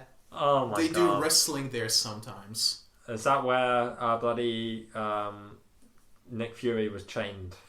No, actually, I think he was just somewhere so they could. Did he have a spacesuit? No, but he had like space powers because he killed Uatu the Watcher and took his eyes, and as a punishment, he got chained to the moon, and he became the Watcher. I don't know if they're doing anything with that. Yeah. I think they saw him like a year or two ago in something. You remember the classic Destiny quote that got cut? That wizard came from the moon. Yep. Yeah. I remember Peter Dinklage saying that without zero effort. Yeah. That wizard came from it. There's the reason why they replaced him with Nolan North. I am sad that they cut that wizard came from the moon because that was quite funny. It was just how ridiculous. Like every freaking part of that sentence. Well, maybe that is what the plot of Indiana Jones 5 will be. Peter Dinklage saying that wizard came from the moon. Peter Dinklage plays the wizards from Mars and they fight against the wizards from the moon. Whoa. And Harrison Ford has got to put a stop to it. No, and it's going to be like, they're actually not wizards, they're illusionists. Like Hugh Jackman. Well, no, Hugh Jackman was... Illusionist was... they came out the same year, wasn't it? What is this? The Other Hulk. The other one, yeah. Not Eric Bana. The other Hulk. Bloody... Incredible Hulk. What's his name? He was in Shutter Island. He's... I was going to say he was in Thor 3, but that doesn't help. He was? No. He's a freaking... Are you not talking about Mark Ruffalo? No, the other... Who are you talking about? The other Hulk. Oh, I thought you said the other Hulk, but that's not from The Incredible Hulk. No, he is from Incredible Hulk. Oh, so you're talking about Edward Norton. Yeah, freaking the real Tyler Durden. Yeah. Edward Norton was in Birdman, where he basically plays himself, but I'm not sure if he realised he plays himself. Because... he played like a stage actor who was like really up his own arse and was also a massive arsehole on set and was also a massive arsehole to his fellow actors and possibly trying to like get off with someone on set. And that like the writers will say, oh yeah, we kind of were inspired by certain someone, and people were like, I think this is inspired by Edward Norton. I didn't realise that Edward Norton was such an asshole. Apparently, he can. Well, I I don't know. You know, like how some people are good on set? Like, some people are like, oh, he was a dream. Jack Black. Yeah, like, he's amazing to work with. Mm-hmm. Or someone else has been referred to, like, who you wouldn't really expect. Mm-hmm. It's actually a massive dream to work with on set. And, they're really brilliant, even though you wouldn't expect it. Like someone who plays assholes on... Yeah, but I'm not sure if Edward Norton in his private or public life is. Like, I don't know how he is, but apparently on set he's a bit of a dickhead sometimes. He can't be worse than freaking Blade. Oh, yes. Some of the is going to be always ice skating uphill. I mean, like, how he literally only communicated with the director through, like, post-it notes. Oh, yeah, and how he refused to speak at one point in Blade 2. Was it? Or Blade 1? One of those movies. Yeah. What's his name? Wesley Snipes. Wesley Snipes. Why am I forgetting literally everyone's name today? Yeah. Yeah, you remember Oren Marco. Of course I remember Oren Marco. Our God.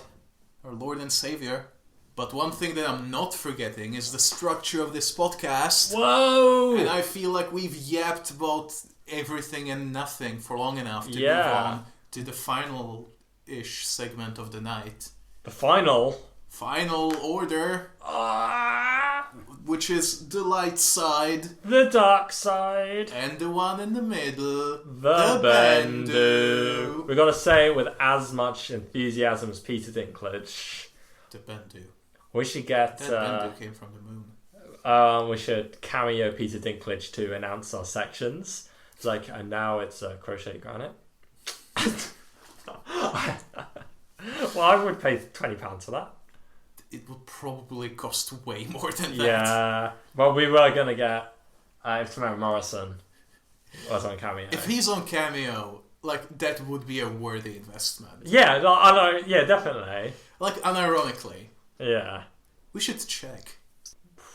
Maybe. I don't know. The last time we did, he wasn't on there. Oh, did you actually check? Yeah, I actually did check. Good. Undertaker is on Cameo. Whoa.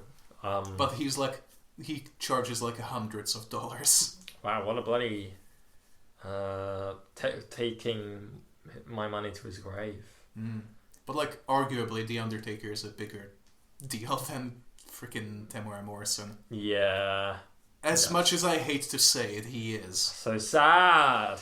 Yeah. But maybe one day Tamara Morrison will be the biggest star in Hollywood. Talking about big deals. What was your big deal light side doy? What? Did you call me a doy?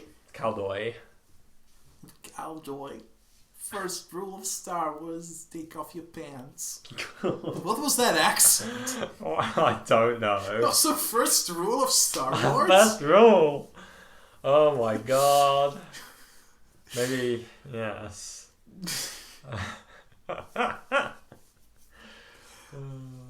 It's weird that you slept way less than me and yet I'm the one who's f***ing up. Whoa.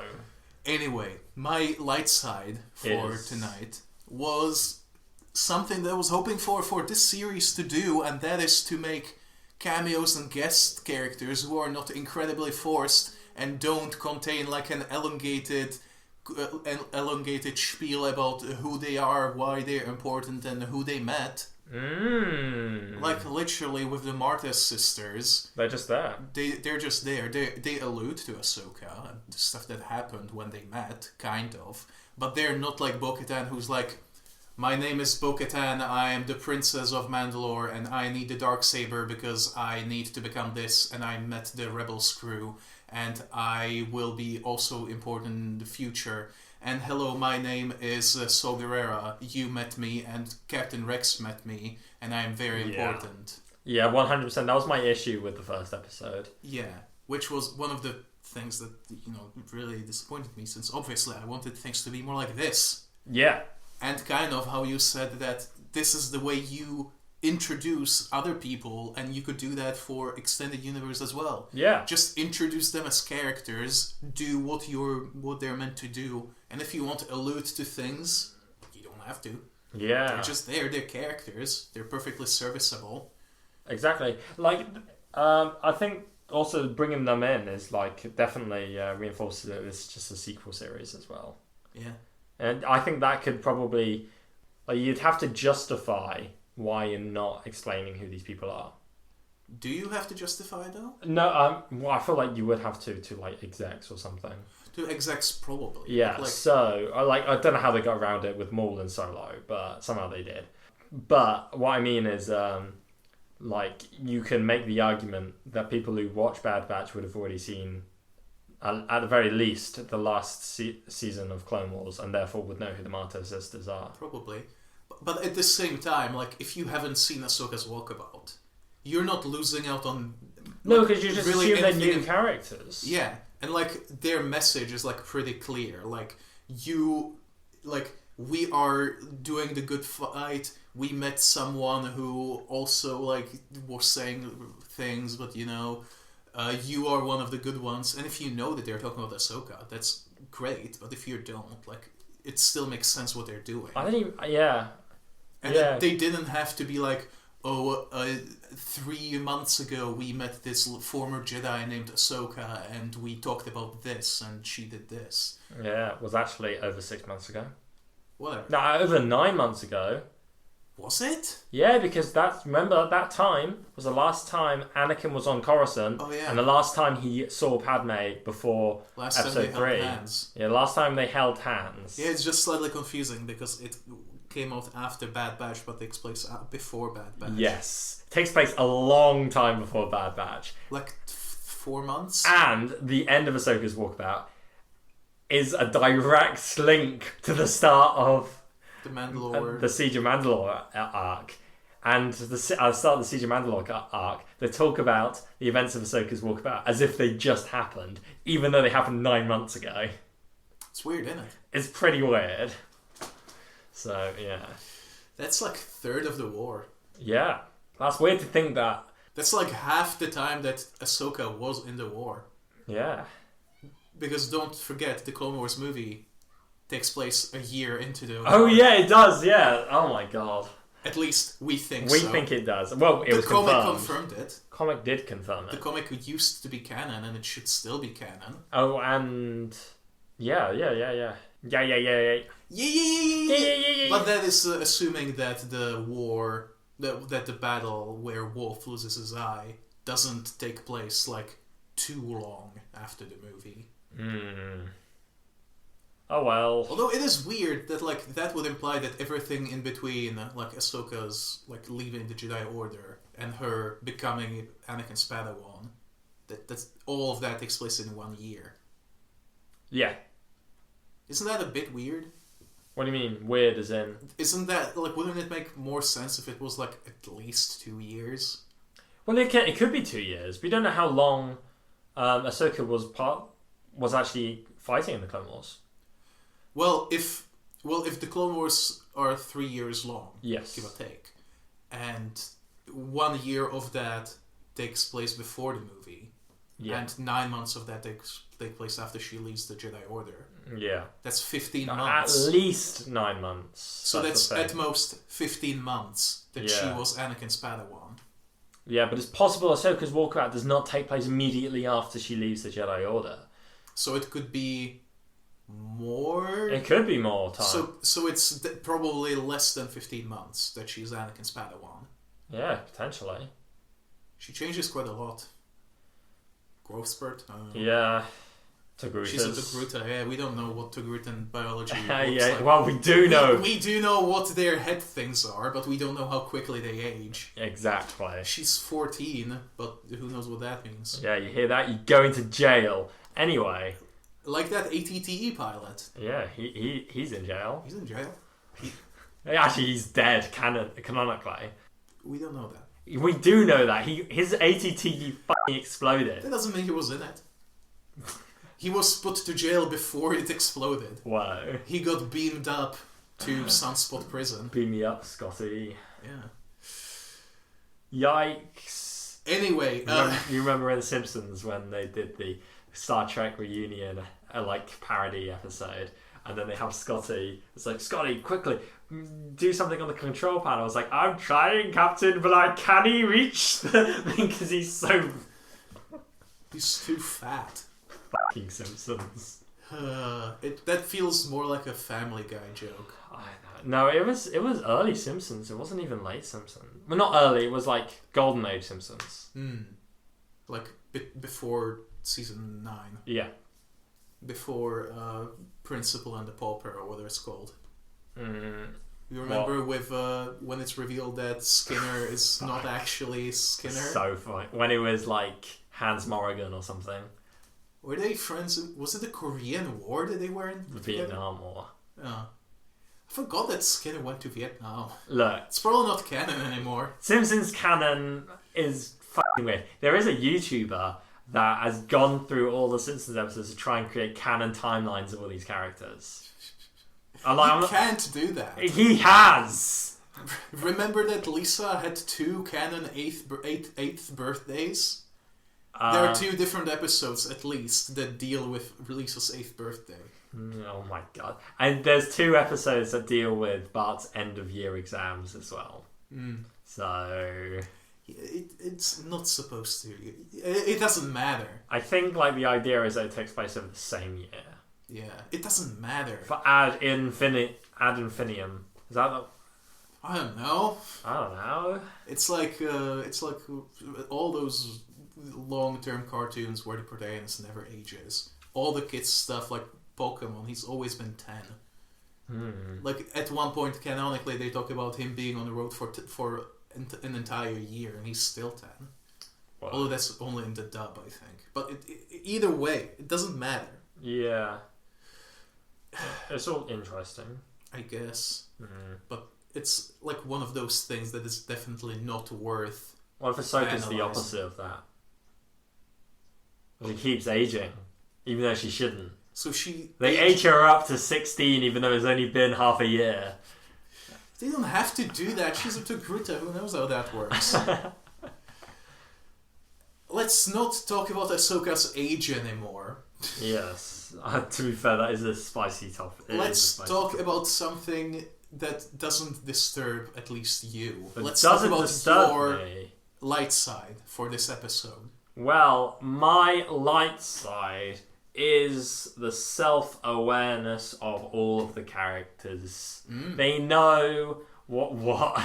Are you saying that you like the self-awareness of all those characters? They know... I'm baiting you into a joke. I don't know what the joke is. Is there an echo here? Oh, yes! That too. Okay.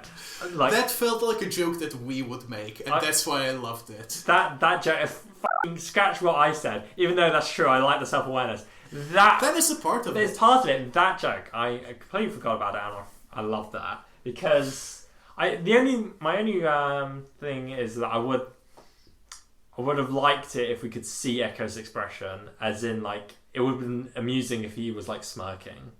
No, I think he was completely serious. Oh, he's completely serious? That's what I think, anyway. Either way. Because, like, one of the Martez sisters is saying, like, oh, we need an extraction, we need a distraction. And then the other sister says... What we need is a distraction. And then, she's like... Is there an echo here? Yes, what do you need? Love it. What are you talking about? Well, I am Echo. Yeah. That was so stupid. I loved it. Yeah. It would have been better if he was, like, helpful. If, like... He was helpful. He did the whole thingy. No, that was tech. No, he plugged himself in. He rammed his bloody rod into the bloody control panel. That's not when that happened. That he did before. That was... When that happened was when they were, like, putting, like, that big stick into the droid head. Yeah. So Echo was there for no reason. Like, Echo was just T-posing in the corner while all that was going on. Yeah, basically. So he was being a human reaper. Human reaper. Oh, yeah. Did you already forget? Look. We say many things. Well, I have said many words in my life. But this ain't one of them. Yeah, I'm trying to think of a word I've never said.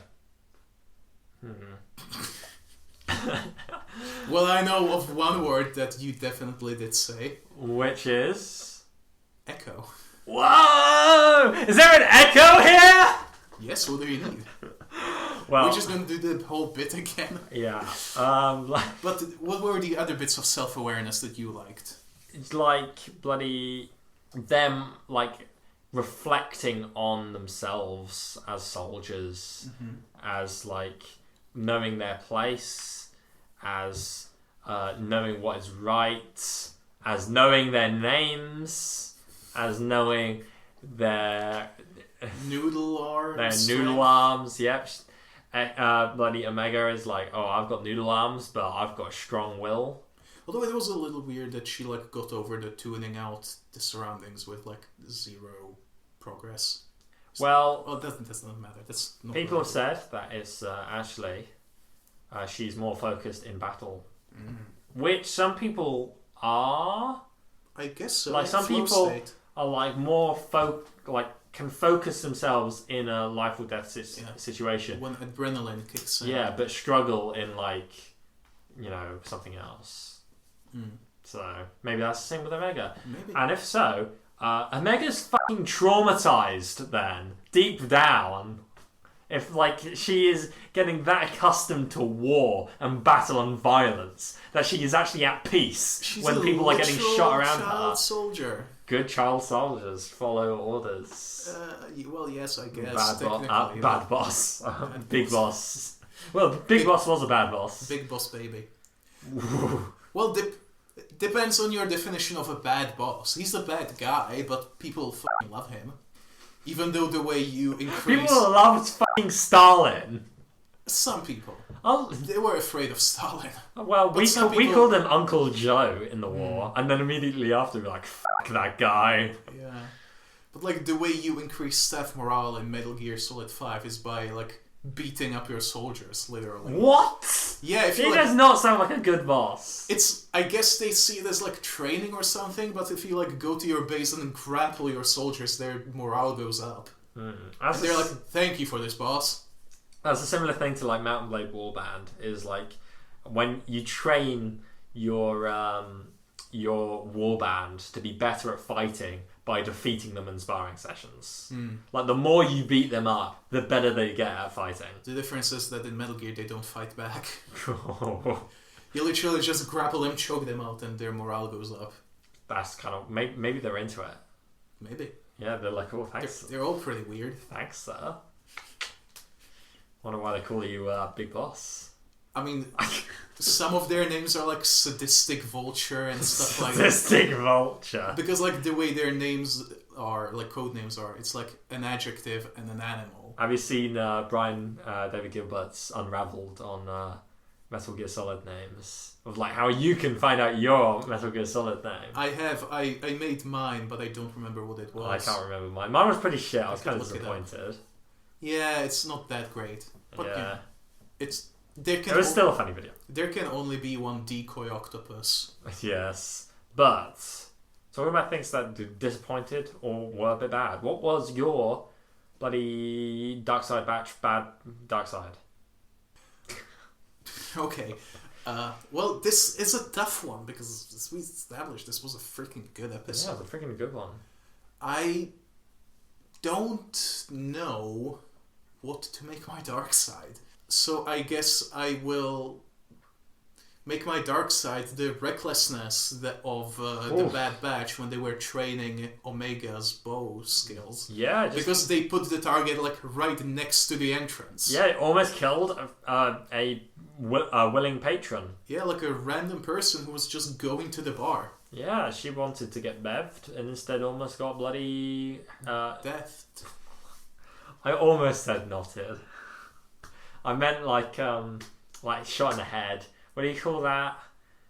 Bloody erased or something. Almost got fragged. Fragged.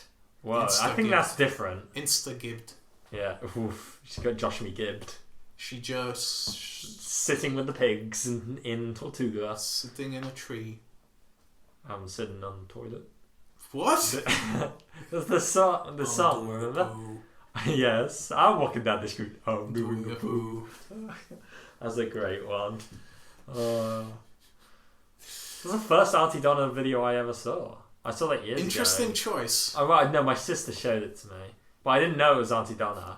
That wasn't when she tried to get me to like Auntie Donna, and she showed me the camping pranks. Where they just piss in his mouth? Yeah, and I was like, this isn't funny. Yeah, it's not great. Yeah, it's like, is Pamela friggin' Anderson's head or whatever it was at the end? I don't know. I'm doing a poo, the Hank Azaria song. The what? You know, the voice actor who used to voice Apu until they were like, maybe let's not have white people voice all the minorities. Why is that his song? I'm doing Apu. Oh! Oh my god. I was slow. You've not been sleeping. Yeah. It's valid. Don't put yourself down. Much like your criticism. Ooh, and what else is a criticism? The bloody... What was the gas? Why was that? Why was everyone leaving? I don't know. Like... It was just, it was loud and noticeable. It was loud, it was noticeable, but like... That's all you need. It literally could have been just steam. But you would notice that someone freaking shot a steam thing. The thing is not our job to understand...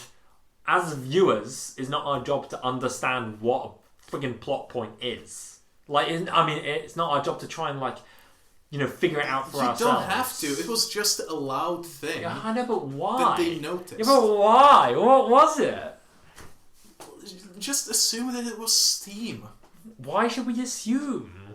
That's what we do all the time. I know that makes an ass out of you and me. Yes. But that's all that we do. Like, next thing you're going to say is that Boba Fett doesn't have robot feet. Oh no, he 100% does. Yeah. Even if, I had a dream in the about book it of last Boba night. Fett... Oh, why did you dream of Boba Fett's feet? I don't know. It was that he was walking around and then he had like... it was like a zoom in... It was like the War of Bounty Hunters comic was turned into a live action series, and then Boba Fett was walking along something, and then like there was a camera shot on his feet when he was walking, and every time like he was walking, you could actually see like inside his boots was like a twisting server, twisting like servo. Thingy. No. Yeah, like I know what you mean. Like what is usually used to like show, oh, this thing's a robot, or this thing's not human. It's like that, but on his like heels. Yeah. I literally imagined the same thing before you said it. Yeah. Yeah. That's like how I... I'm going to pay...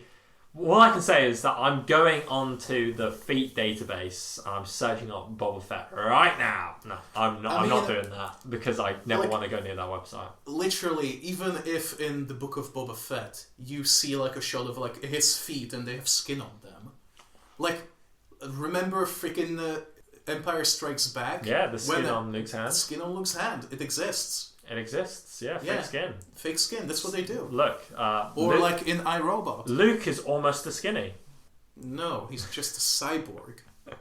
That is cool that he's a cyborg. Yeah, people don't talk about it. He's a cyborg. Yeah. Much like how Cyborg is in between a man and a machine. What is your in between on good and bad? Well, I love that segue. It's just a thing that kind of happened, and a thing I picked up that was kind of neat. You? I picked up on the slot machines in Sid's restaurant. The slot machines? Yeah, in the beginning, you can see like slot machines and other like gambling thingies. There was like a slot machine with like droid heads for symbols and stuff. That was pretty fun. What, like Battle Droid? Yeah, Battle Droid. B1 Battle Droid heads. That's interesting. Possibly foreshadowing the thing that would happen like 2 minutes later. Yeah, the battle droids like come back to life. I meant talking about like that they need to retrieve. Oh, ahead! Oh, fucking hell! Did you forget that the mission this time is to get head? How can I forget? I mean, it's a pretty integral part to Star Wars lore. Yep. But let's. That is interesting, though. I didn't notice that detail. Yeah, it was just like a little fun thing. I wonder if it was the last episode too. It probably would have been there because it's the same room, but who knows if there would be like a shot of it. Because I feel like for most of that segment they were looking towards the bar. But who knows? Yeah. Speaking of something else. Right. What's your one in the middle? My one in the middle of the bender is actually something I noticed too, and that's something interesting that was taken from a different art style. and taken into Clone Wars art style. Ooh. And that was the workers' costumes. Oh. They were used in Rebels. They're the speeder bike factory workers' uniforms. Oh wow! You remember? No. You don't remember? No. So when Thrawn, I remember the factory. I remember when Thrawn was like, "Oh, you're saying that this speeder bike is completely safe. Well, why don't you ride it? Why don't you ride it? Turn the speed up to max. Yes. What is this? Why is my Thrawn a sex pest? Jesus Christ. It's like... Yes, crank that dial. We are going to Corellia to get some head. Oh no, Mikkelsen, why? It's probably because he was kind of a pest in... What, Lars Mikkelsen? Yeah, Lars Mikkelsen and Sherlock. Oh yeah, yeah. Remember when we talked about that for like half an hour? Yeah, how we would lick people's faces? Yeah, how he technically didn't actually do anything. I mean, he was blackmailing people, but he was blackmailing people with... Blackmailing is a crime. Yeah, okay. Okay, so blackmailing is a crime. But he didn't actually have any of the things he said he had, did he? Everything was just in his mind. Yeah. So, he... What was it that he would infer things about people and he was correct, or was it just that he had evidence but not physical evidence? He had evidence but not physical evidence. But he still had blackmail material. Yeah, blackmail material he physically didn't have, but he would use his knowledge of the material to blackmail people. But the blackmail doesn't actually stand because there's no proof. Did you look this up since last time? Because last time we talked about this, you had no idea what I was talking about. In the process of watching that episode, actually. Oh, fine. Because I've been rewatching all Sherlock, so... Ahead of Harry's Moving Castle's analyses. Yeah, I get to realize... Well, I rewatched H. Bomber Guy's hour and 45 minute thing. Why would Sherlock. you do that to yourself? Because I enjoyed it, because it's quite interesting. Yes, but can you even enjoy Sherlock after that perfect dismantling? I wanted to realise how much of a travesty it was. And Karen Travis, get it? Republic Commander books? No. Never mind. I've never read them. Oh, never mind. Yeah, but Lars Mikkelsen in that... I think I have like 2 of them, but I don't. He did lick people's faces, and that wasn't cool. But did he deserve to get shot in the face? Or in the head? I guess that is the only way to get rid of the quote-unquote evidence. I guess. If you put him in jail, you're just going to have another... What is his name? Zephyr Holmes? Yeah. Is that her name? What? No, it was bloody No, it wasn't Artemis. It's not Artemis Fowl. Artemis Fowl. It was whatever the sister's name is. Yeah, a stupid name. Yeah. I think that was something to do with... Arena. I don't know. Arena is the first JoJo's wife. Whoa. Arena Pendleton. Whoa. Bloody... Yeah, I think Lars Mikkelsen could play Thrawn live action though, obviously. Definitely. Like, they've been doing that, well, at least once, that they cast the voice actor for the live action. They did that once. Yeah, with bloody Bo-Katan and no one else. Katie Sackhoff. But yeah, they're not going to do it again. I don't think. I think they're gonna get bloody Pierce Brosnan as soon as they can. You know, when I see it, I will probably hate it less. I don't think Pierce Brosnan doesn't look like an alien. Especially if you make him blue and give him red eyes. Yeah. That's what Chiss are. They look like humans if you're colorblind. Yeah. Well, that's not how colorblind. You know who really has an alien head and also appeared in Sherlock? Benedict Cumberbatch. He literally has an alien head. Yeah, but he literally said he doesn't want to be Thrawn or whatever. Did he? Yeah, but people were like, oh, what if you were going to play this? Remember how recently like everyone's been talking about Benedict Cumberbatch as Thrawn? No. That's been a thing. Like, recently. I'm not saying I would want to see... I don't want to see that. I don't think he would fit. He could be a Chiss, but not necessarily Thrawn. As I said, he's got the head for it. I guess. Yeah. Just make him blue. Just make him blue. Blue head. Give him blue head. Gotta get that blue head. It's like blue balls, but worse. Oh, God. Yeah. I think... What was your one in the middle again? The fact that we see the same costumes, same uniforms as the rebels. We went on but a long I found out something that is very strange. And that is this important fact that everything we knew is a lie. Oh no. The droid models used in Bad Batch and in Season 7 Clone Wars, they are the droid models from Star Wars Rebels. Oh no. That's just a fact. I feel betrayed. Yeah. They're not the same art style as the Clone Wars. They're the models used in Rebels. Has anyone literally noticed? No. No. It's not. No one's important at all. noticed. It's not important. It's not like they look different. They don't look different, but I just thought it was interesting. Yeah. That they just reused that model.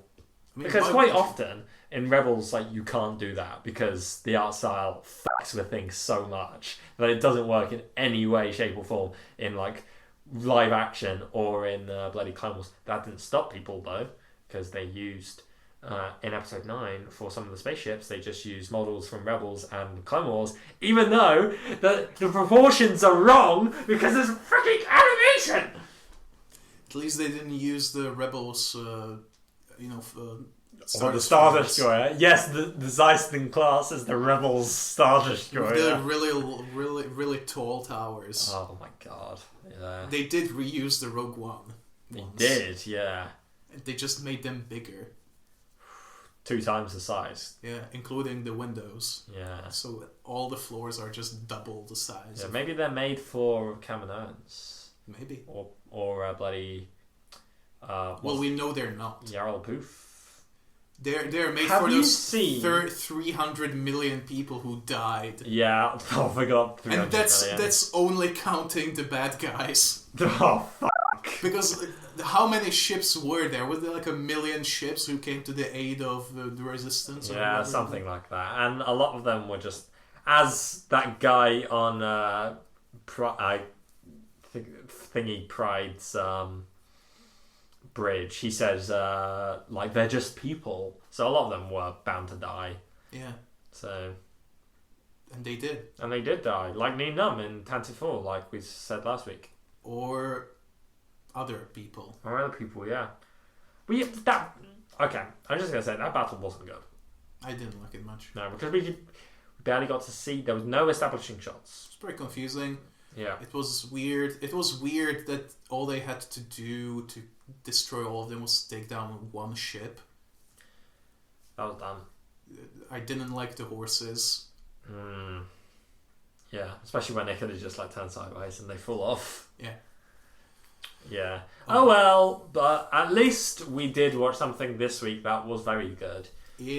Indeed, and something that we'd like to hear your opinions on. That's right, we actually value your opinion. We're the only people who values your opinion. That kind of feels like a toxic relationship. We should not go this way. We're the only people that listen to you guys. No one loves you except us. Yeah, so hit that like button, smash that subscribe button. Don't make us smash you. Ring our bell. No, ring the bell. Ring the bell.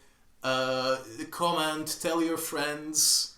Tell your friends that your opinion matters because these guys on the internet told you so. Yeah, we validate you. You are. Well, oh God. We don't have to validate you. You're valid. You're valid.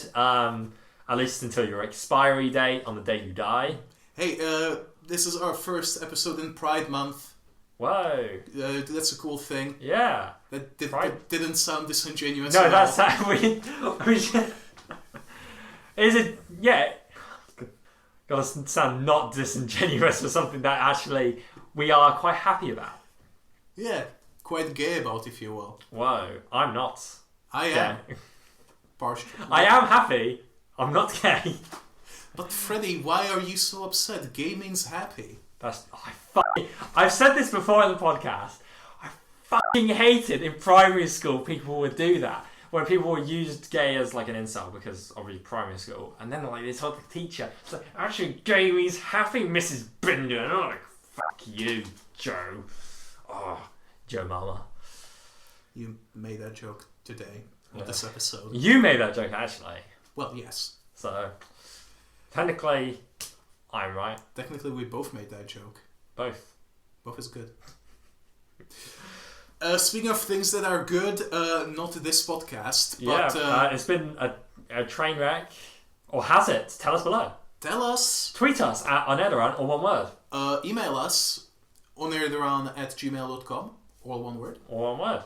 Or just whatever, I don't know. Or just bloody send us a letter. Just, like how you send it to Father Christmas? Send it to bloody... Daddy on Air-Deraan. Daddy on Air-Deraan.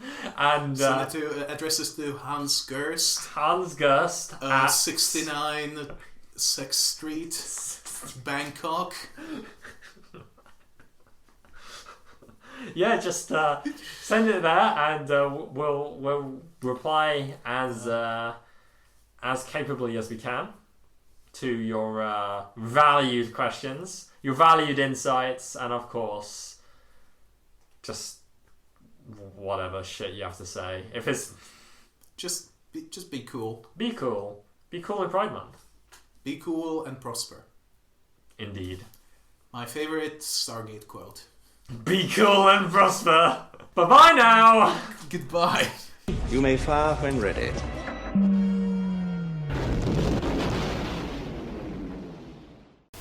I mean, for us, for like our latest videos, it's like 1 like per 3 viewers. Because it's 1 like and 3 viewers. Yes. Do you press the like? No, I don't like the videos. You're not the only one there, bucko.